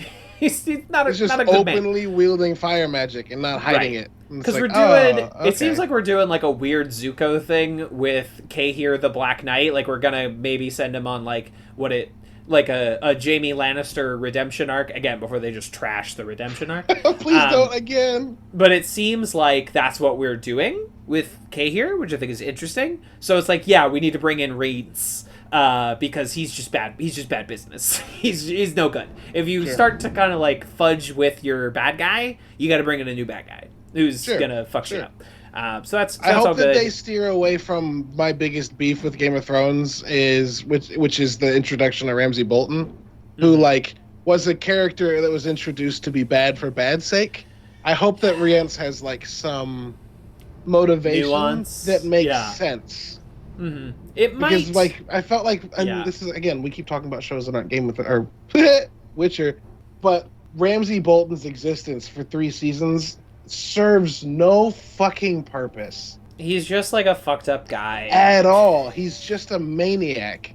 And like, people will be like, but he turns Theon into Reek. Theon never does anything cool again. Right. Like, that is not a significant enough thing for him to have... I mean, and the Battle of the Bastards is a very good moment in the show, but it could have been anybody else. And let's...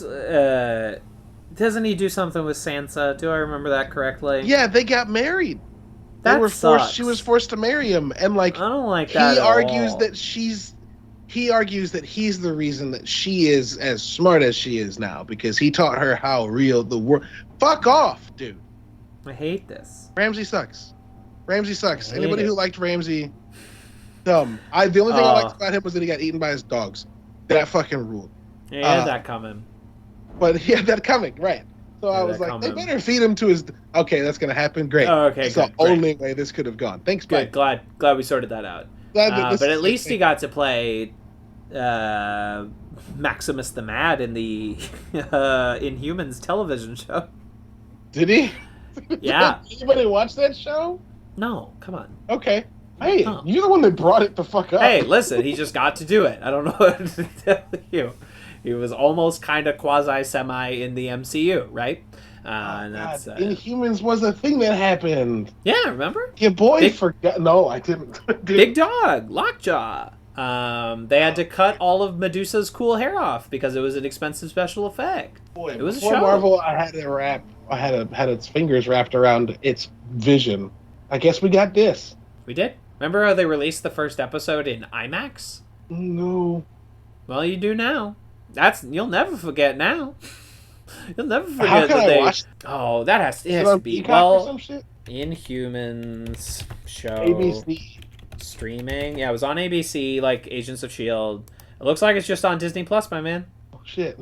My good man. Looks like you tap on the Marvel folder of Disney Plus, and this show is buried under everything else. Yeah, they're absolutely. Just like, if you forgot this existed, that would be fine. But yeah, it's right fucking on there. And I type in Inhumans, you got fucking Inside Out, Incredibles 2, Incredibles 1, Jump In, Pirates of the Caribbean, Dead Man's Chest, and Inhumans. Pirates of the Caribbean, Dead Man's Chest has literally the letters IN not in it.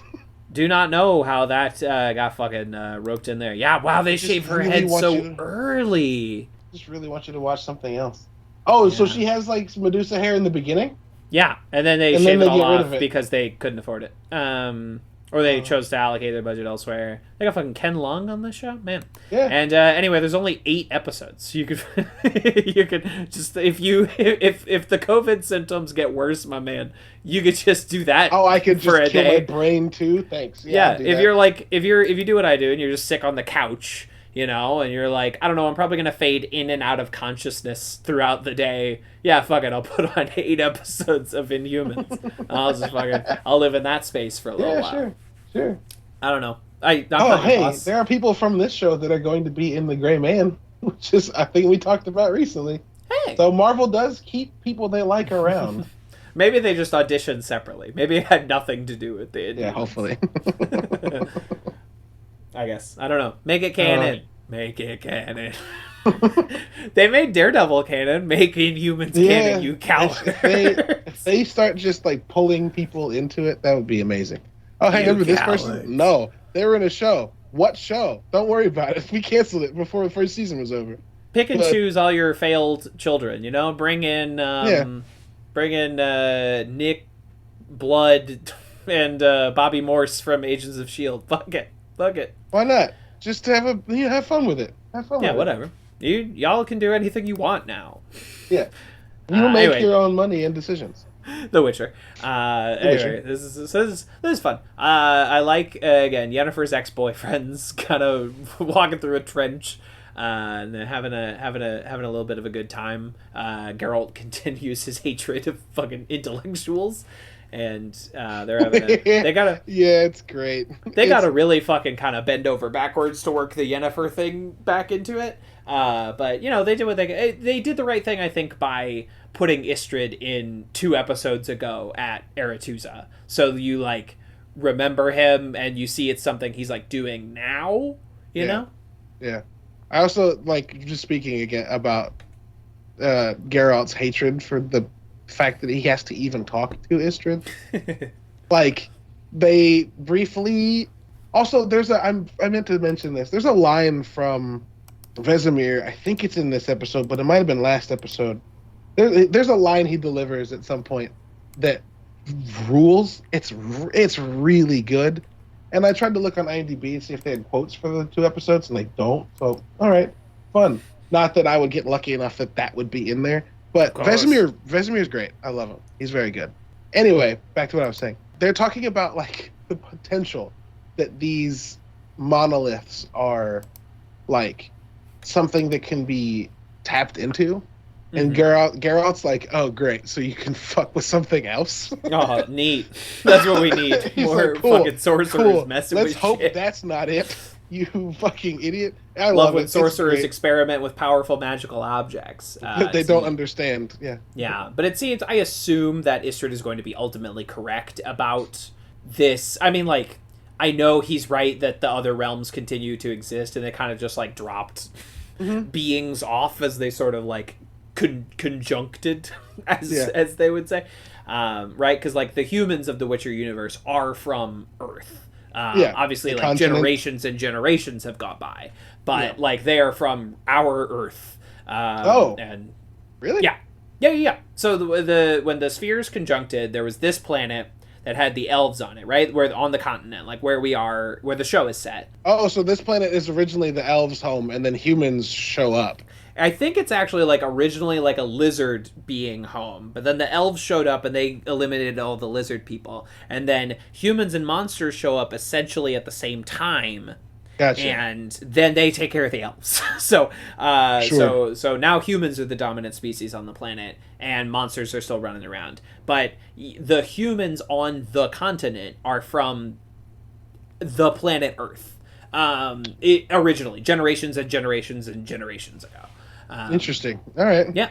So that's it. So that's something. So Istrid is right. Spoilers, I guess. That the planets did not join as 3 in 1. They sort of, like, passed through and dropped some people off. So I guess in theory, Earth, like our Earth, should have gotten some monsters and elves as well. I'm not sure exactly how it works. But the this monoliths planet was there. the receptacle.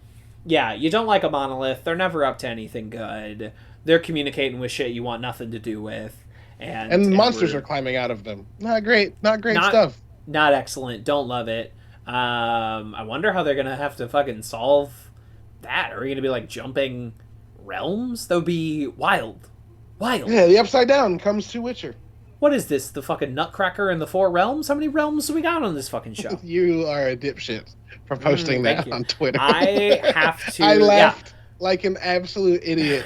Because I was like, fuck you for making me remember this movie nobody watched. You cannot be impressed with No Way Home once you've seen Nutcracker in the 4 realms. Simply the pinnacle of realm-based cinema. You ain't never seen realms like Nutcracker in the 4 realms.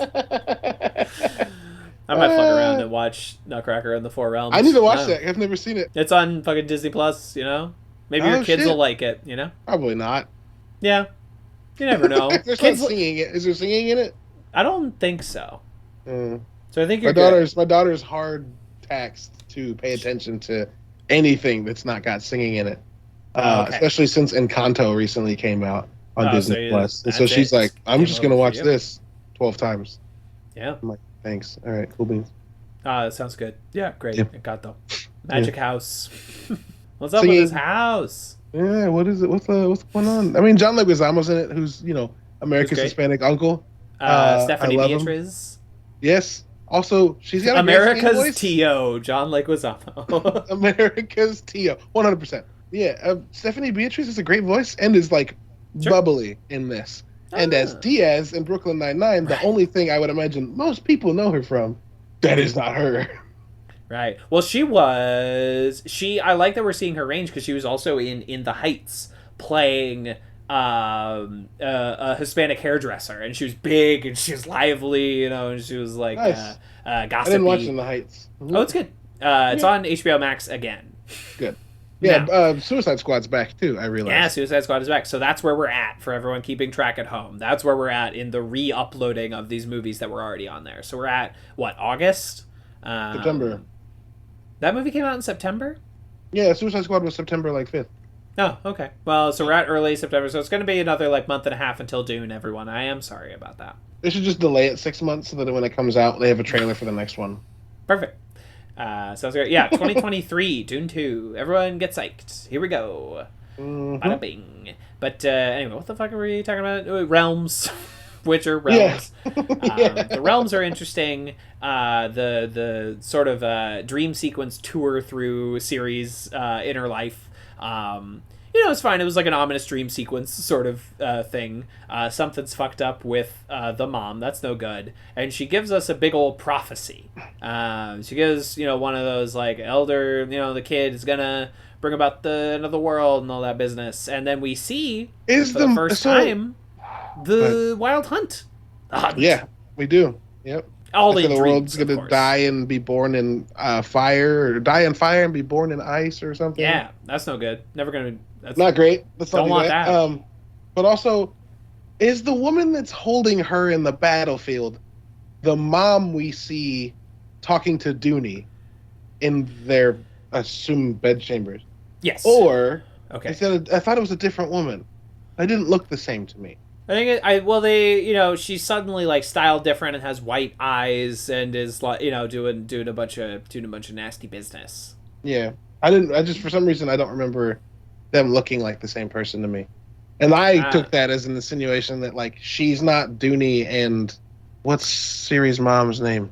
Oh, I mean it's something very similar. I can't tell you off the top of my head. Yeah, I took that as her not being their actual kid. No, that doesn't make any sense because she definitely had the kid because lost surprise, blah blah blah. She had the lost surprise kid, and also they have the same magical powers, right? That was what Geralt was talking about previously. Right. Pavetta. That was it. Not similar at all. I don't know. No, it's fine. Ciri and Cirilla and Calanthe are close enough. And they lived in Sintra. It was a lot of creative.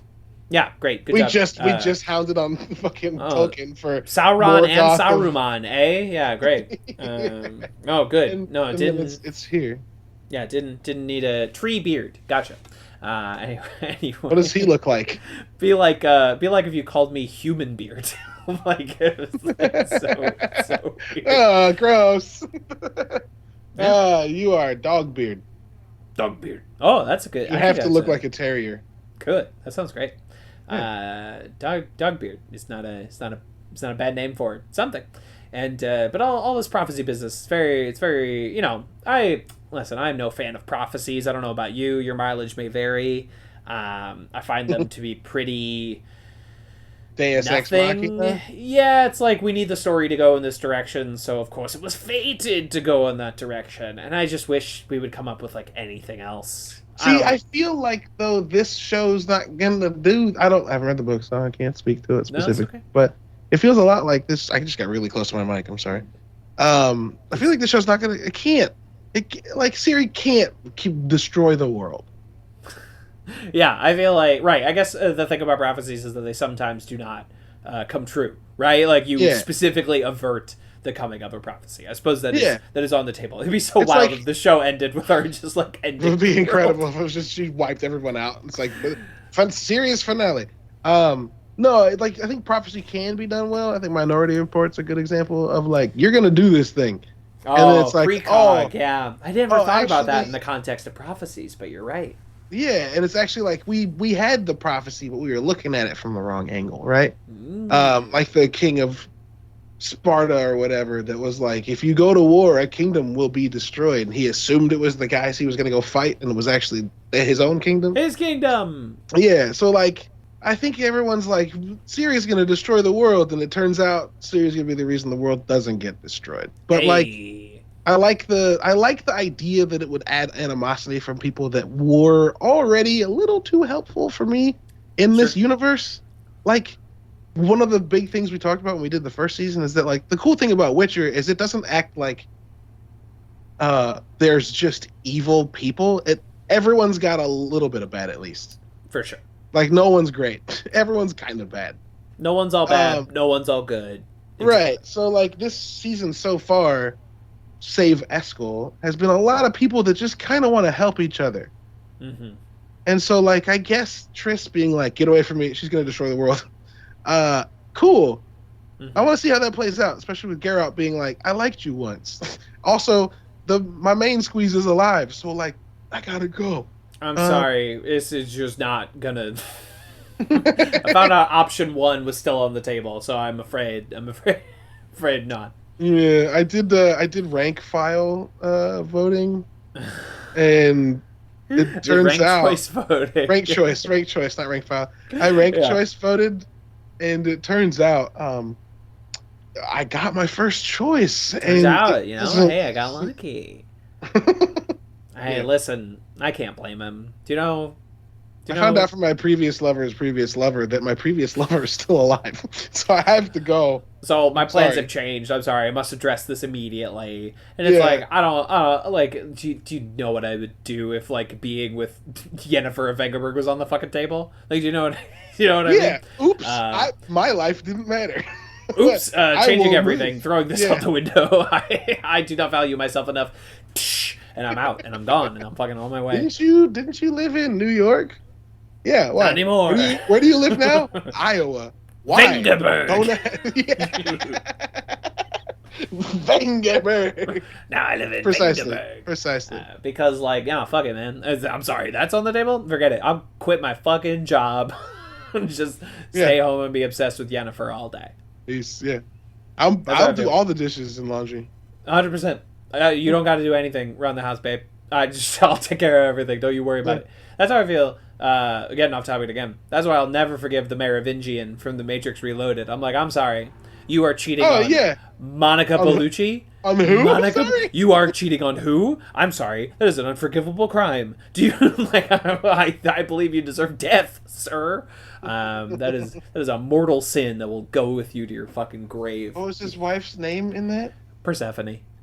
Persephone. And they are in Club Hell. Do you get it? Do you get it? I do now. Do you get it? I do now. Uh-huh. Oh, interesting. It's so how do it's you got say an army of how monsters. It's so amazing. How do you say subtle? It's amazing how the Matrix can be like unbelievably like blunt. Seems subtle and is also the most blunt instrument you've ever seen in the entire universe. It's what Neil Blomkamp tries to do, but doesn't.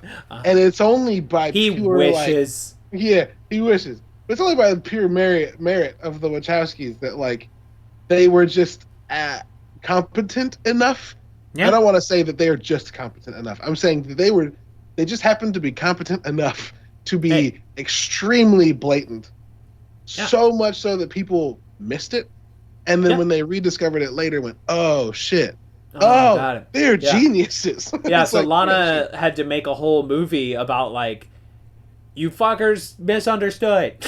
I am now going to stop using subtlety. You are incapable of handling it. Yeah, I will make the least subtle movie of all time. I haven't watched Resurrections yet, but I had the feeling.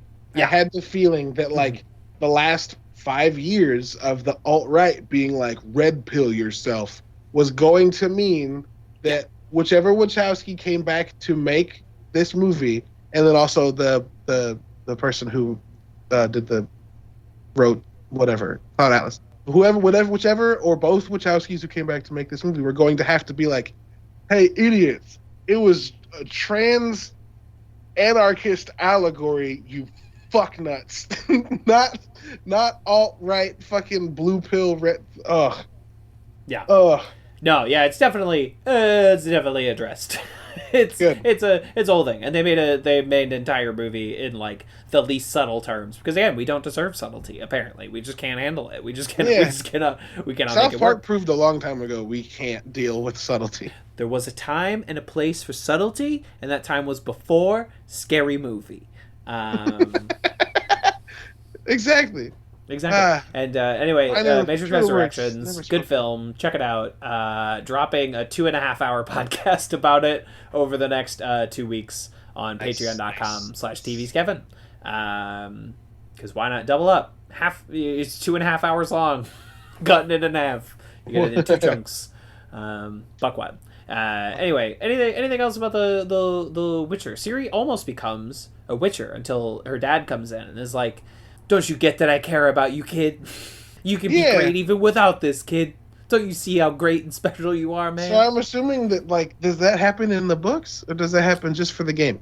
Like, do the games just take it and go, "Oh yeah, she's a Witcher," or does that happen at the end of the books, or is she not a Witcher in the game? She is not a Witcher in the game. She has been trained in the combat and the style of the Witcher. So like everything we've seen, where like she knows how to handle herself like a Witcher. She is informed about monsters like a Witcher. Sure. But she does not go through the trial of the grasses. She does not transform into a literal mutant in the way that you do when you become a Witcher. She does not do that. But in other ways, she is a Witcher. I guess it depends on whether or not you consider the mutanogen part of it. Sure. Okay. Yeah. Okay. I thought that she was a Witcher in the game. I need to play that game. But we talked about my backlog before, and and that's we'll see. Long fucking game. You know, that's it's a long game, and the longer I wait to play it, the less easy it is to play, because the nature of games is they look and play better over time. The longer I wait, the more that's going to feel like a dated thing. But they're making a next-gen update for it. Yeah, I think it's still pretty fucking rock solid, you know, as someone who played it like a couple of years ago. I don't have a Xbox Series S or a PS5, so I can't really testify to what those games look like. But it looks good for a fucking PS4 game. Sure. That's what I'm gonna spend money on CD Projekt Red games I already bought when the next gen update for Cyberpunk. Well, I better get that for free. Yeah. But the update for that and Witcher come out next year. I'm gonna buy those 100%. How long? So after the real Titanic failure of Cyberpunk 2077, how long until they announce Witcher 4? Oh boy. I'm honestly surprised they didn't do it at this year's Game Awards. Yeah. Because that is how you win back that fan base, right? I think they have to wait longer. Witcher 4? I think they have to make good on Cyberpunk before they can go, we're going to make this one good. I don't know if they're going to No Man's Sky that game, my man. I don't know if they're going to do it. I just mean, like, they have to put out the next-gen version of that game. Yeah, well, that's coming. They still haven't done that. Yeah. And I would imagine, because there's places in the game world that you can't go, I would imagine that, like, there's some DLC planned. Whether or not we're ever going to get it, that feels like that feels like a Mass Effect Andromeda type situation where you can see the place where the DLC would slot in, but but it just got fucking coming. Shit canned. Yeah, no, it ain't 100%. Coming. That DLC ain't gonna come out. Yeah, it's a bummer because that game did have potential, I think, and like Andromeda that world, or Cyberpunk. Both, actually, both. Yeah, and both. Andromeda, we've both talked about this recently. Andromeda doesn't suck. Yeah, it's actually a fun game. I was replaying it after I played the Legendary Edition. When they re-released the Mass Effect trilogy, I was playing some Andromeda, and I still like it. Yeah, the game's actually okay. Best combat of the entire series. 100%, super fun, and you can like mix and match powers and choose like your favorite 3. It's great. It's gorgeous. A really fun game to play. It's a really fun game to play. Explore around. I like the crew. Obviously, there are things about it that are wrong. That's certainly true. It's not Mass Effect 1 where I accidentally end up going to a facility where a guy has hooked his obviously autistic brother into a machine and tortured him for a decade. Yeah, like, that's not in there. Don't have to deal with that, so that's cool. Not in there. The Mass Effect 2 Overlord DLC, don't got to deal with that. Don't got to deal with that. Don't got to do that. Yeah, absolutely. Anyway, Andromeda is fun. I'm sure you can get it for $5 fucking. It's on Game Pass. You know, like... It is on Game Pass, because EA... That's right. Yeah, it's on Game Pass, exactly. So I say, fucking, if you've played the others and you heard bad things, honestly, you might be surprised. Because I liked it at launch, and I liked it again earlier this year. Yeah, it rules. Did not do a full playthrough, but maybe one day. We're getting another Mass Effect someday, when BioWare learns how to make games again. Yeah, Christ. Anthem. We got another Mass Effect one day, eventually. Another Dragon Age as well. Another Dragon Age, again, allegedly, eventually. I don't believe those games are coming out until I am playing them. Do you know what I mean? Yeah. I do not believe that game... It's like the New Mutants movie. I don't believe it's real until I've seen it, and I still haven't seen it. So you cannot prove that the New Mutants movie actually came out, right? Oh my God, that movie came out. Correct. It came out at the beginning of COVID. They because you remember that movie. It was supposed to come out, I don't know, as early as 2017, 2018, and then it sat around for a while. And allegedly they did reshoots, but there's also I'm not going to say allegations, but there are a lot of people who believe they actually didn't do reshoots. Reshoots just never happened. Then that movie, it sat around, it was scrapped. Fox got bought by Disney, and there was the stipulation that New Mutants has to come out in theaters. You cannot just dump it on Disney Plus. It has to come out in theaters. And so it COVID hits, and then Disney's go. They fucking threw it in whatever was still playing movies. Put it out where no one's gonna expect Put it out. It's the same way that they did, because they bought Fox Searchlight, and so this year they got French Dispatch and Nightmare Alley, and Disney was we need to open these opposite our big movies so they fail and we don't have to make any movies like this anymore.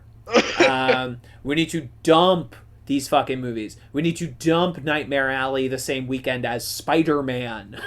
We are going to fuck these movies. It was very fun. It was very fun to watch that happen before our very eyes. It was neat. Yeah, it's a weird world, huh? Yeah, sorry. got on something for a little bit. It's okay. Anyway, y'all get out there, stream Burn Butcher Burn, which of course is on Spotify.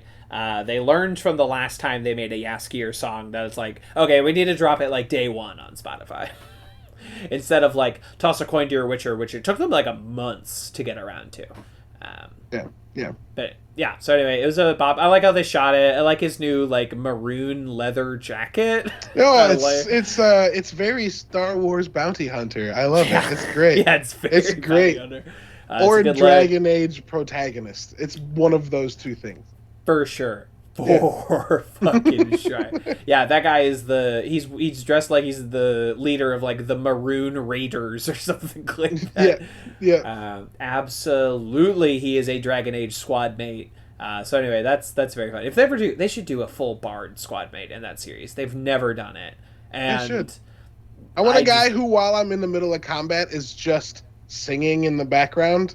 Singing and giving buffing. us buffs, dude. Yeah, it'd be great. It'd be great. I haven't played the game, but I'm told that the Guardians of the Galaxy game that came out this year, which is actually supposed to be excellent. It won Best Narrative this year. Yeah, and so everyone I know is yep. I was shocked that it was I'm great. I can't wait to play it someday. But that they are dropping fucking needle drops in combat in that game. You have these huddles with your squad mates and then they blast holding out for a hero or something like that. That is what I want.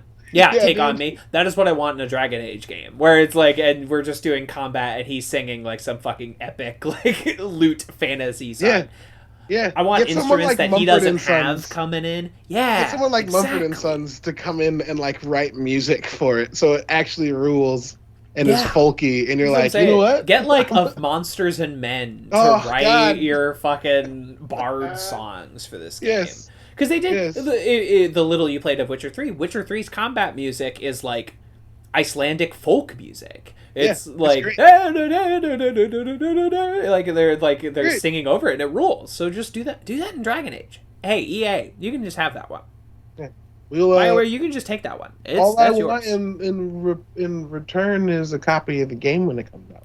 Please, that is all I ask. And you'll sell so many because this idea that parting with 2 copies will not hurt you. Yeah, come on. You'll part with more than that for Preston. 2 copies? Yeah, that's my game. I'm gonna get deep in fucking games journalism just in time to get a preview copy of Dragon Age 4. Sure. Mass Effect 5, whatever they call it. They don't really do numbers on those games anymore. My luck is that I would do what Austin Walker did from Waypoint and leave right when the game that I'm looking forward to most is coming out.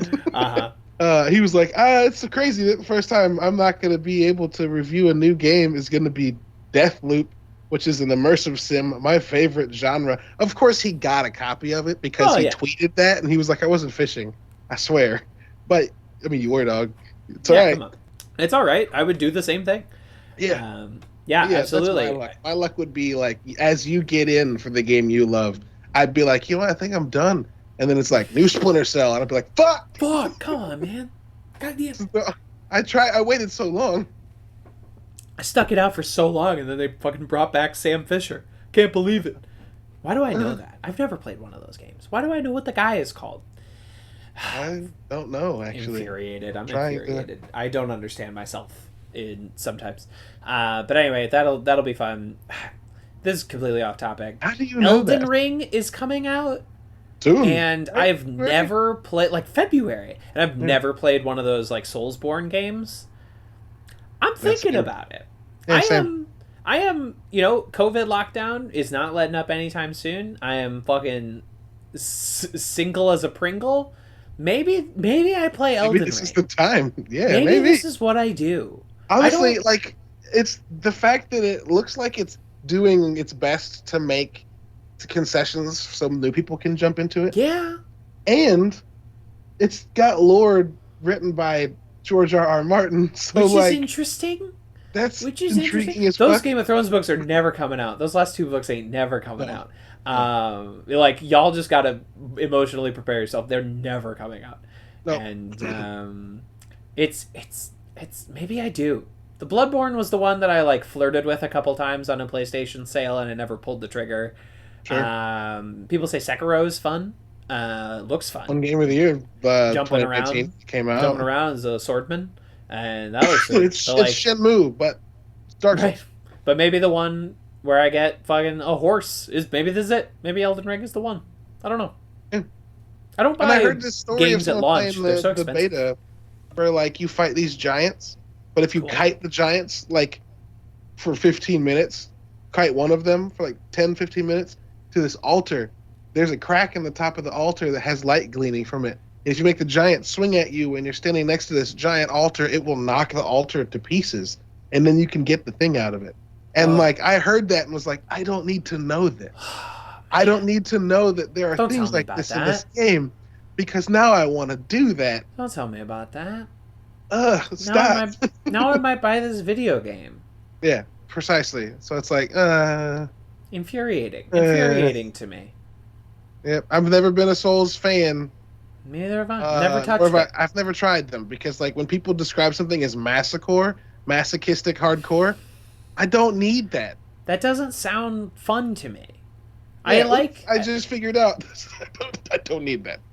There are hard games I enjoy, but they're almost all not real time. They're almost all strategy games, XCOM or Wildermyth if you're playing at the right difficulty or something like that, where it's I can take it's not about my reflexes that is the problem. But maybe it's just that this is hard. Maybe this is just where I'm fucking at. Maybe you'll... Let me know if you end up getting it, because then I'll get it too, and we can endure our first experience with these kinds of games together. Maybe we do that. Fuck. We'll make a podcast about it. Yeah. Fuck. Oh, man. Oh, no, I've made an enticing offer. God damn it. Content. Fuck. Perfect. Great. I think that's all we had to say about The Witcher. These are fun episodes. They're mostly advancement of plot. They're moving the needle forward. We have Yennefer who needs to collect Ciri to repay her debt. That's going to be fun. Can't wait to see what goes on there. Forgot about that. Yeah, what the fuck does that mean? Yeah, that's going to be wild. Geralt's not going to let that fucking happen. No, he ain't going to like that one bit. No. He ain't going to like that at all. Anyway, I'm excited. The next episode title is my favorite moment from the first book, so that'll be good. It'll be fun. Yeah, so the main method, the watching until the credits. The beginning of episode 6 is not good. Uh-oh. Not good in a way that is distressing, or not good in that it is a bad piece of television? The former. Okay, great. It is emotionally upsetting. Yeah. Uh-oh. Great. Can't wait. I was I watched these 5 minutes until the credits, and then I did and was oh no. Yeah. Man, you'll know exactly what I'm talking about. Oh boy, oh boy. If it happens in the book, then you'll be expecting it. But if it doesn't, then you won't be. Cannot think of what you might be talking about. So this is going to be interesting. Can't wait. Might watch it right after. No, I'm going to play some video games. No, that's what I'm going to do right after. But I'll get to it. Just watch the First 10 minutes. First 5 minutes, yeah. Just watch until the credits so that you can be like, oh, okay. Okay. Then I'll be caught right up to you. Perfect. Yeah. That sounds good. So anyway, on to the plugs. Let's see. I already did a little bit of plug-in so far. The 2-part Matrix Resurrections Roundtable podcast coming out on patreon.com/tvskevin for $1 and up patrons on the 10th and the 17th. And I might unpaywall that whenever this podcast gets to the Matrix movies. But anyway, that is up there for y'all. And I will also say I just dropped my top TV shows of the year of 2021 list. 17 shows that I thought was worth talking about. Nice. You can find that at tvskevin.substack.com. And hey, if you were already a patron, you would have gotten that article a week ago. You would have had it. But but you can get it today, as of this recording, if you are not a patron. tvskevin.substack.com. I don't really have much for plugs. Our end of the year stuff is still going with Nerdy Bits. We're gonna wrap up our Game of the Year stuff and put that out probably the same time this episode comes out. So just check out the Nerdy Bits show on all of the podcast services. Bounty Board, the video game podcast that I do. I do several. Whatever. That one, in the next couple of weeks, I'm going to have the vice president of editorial at Ubisoft on. So that'll be fucking cool. Yeah, that's really it. I'm going to start streaming again. Just, follow me on Twitter at Lubwub, LUBWUB, and I will tell you when I'll be streaming. Because I'm gonna get back into that. And then I start teaching in 2 weeks. Yeah! That's intimidating, but I'll be fine, I think. You'll do great. You'll be fine. Trust yourself. At Webster.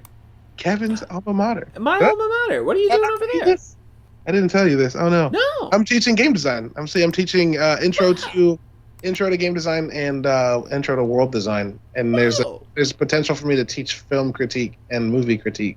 Wow. Sorry, film critique and game critique. Oh. Later. So.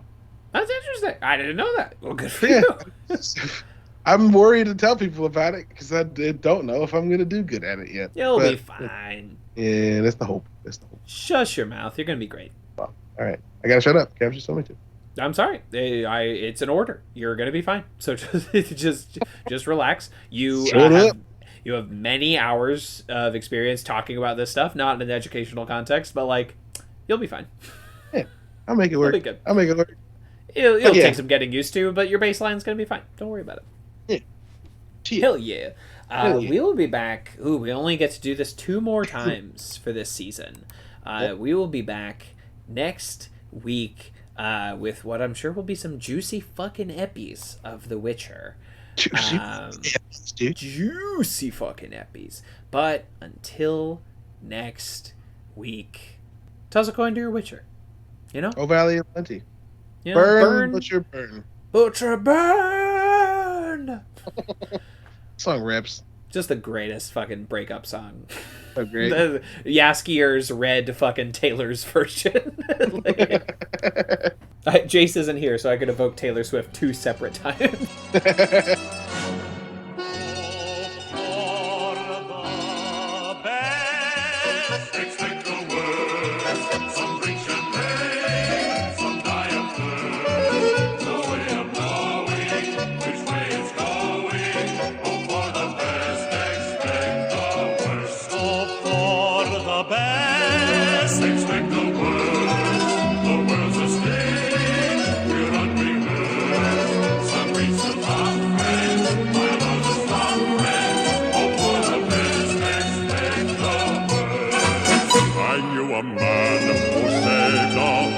That was splendid. Then he died the day he planned to go and spend it shouting, live while you're alive. No one will survive.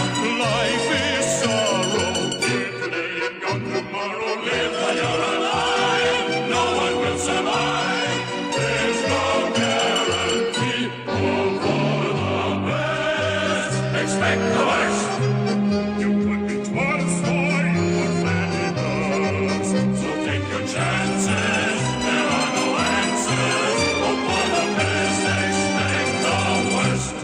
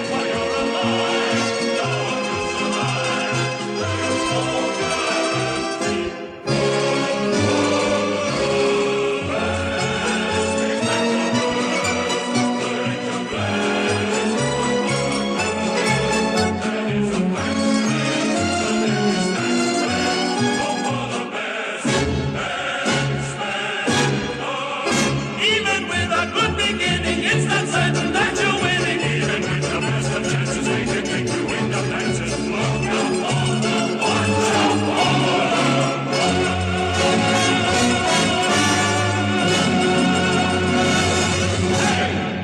That was quite a show, very entertaining. Please tell your friends about this show. Rocco's not alive!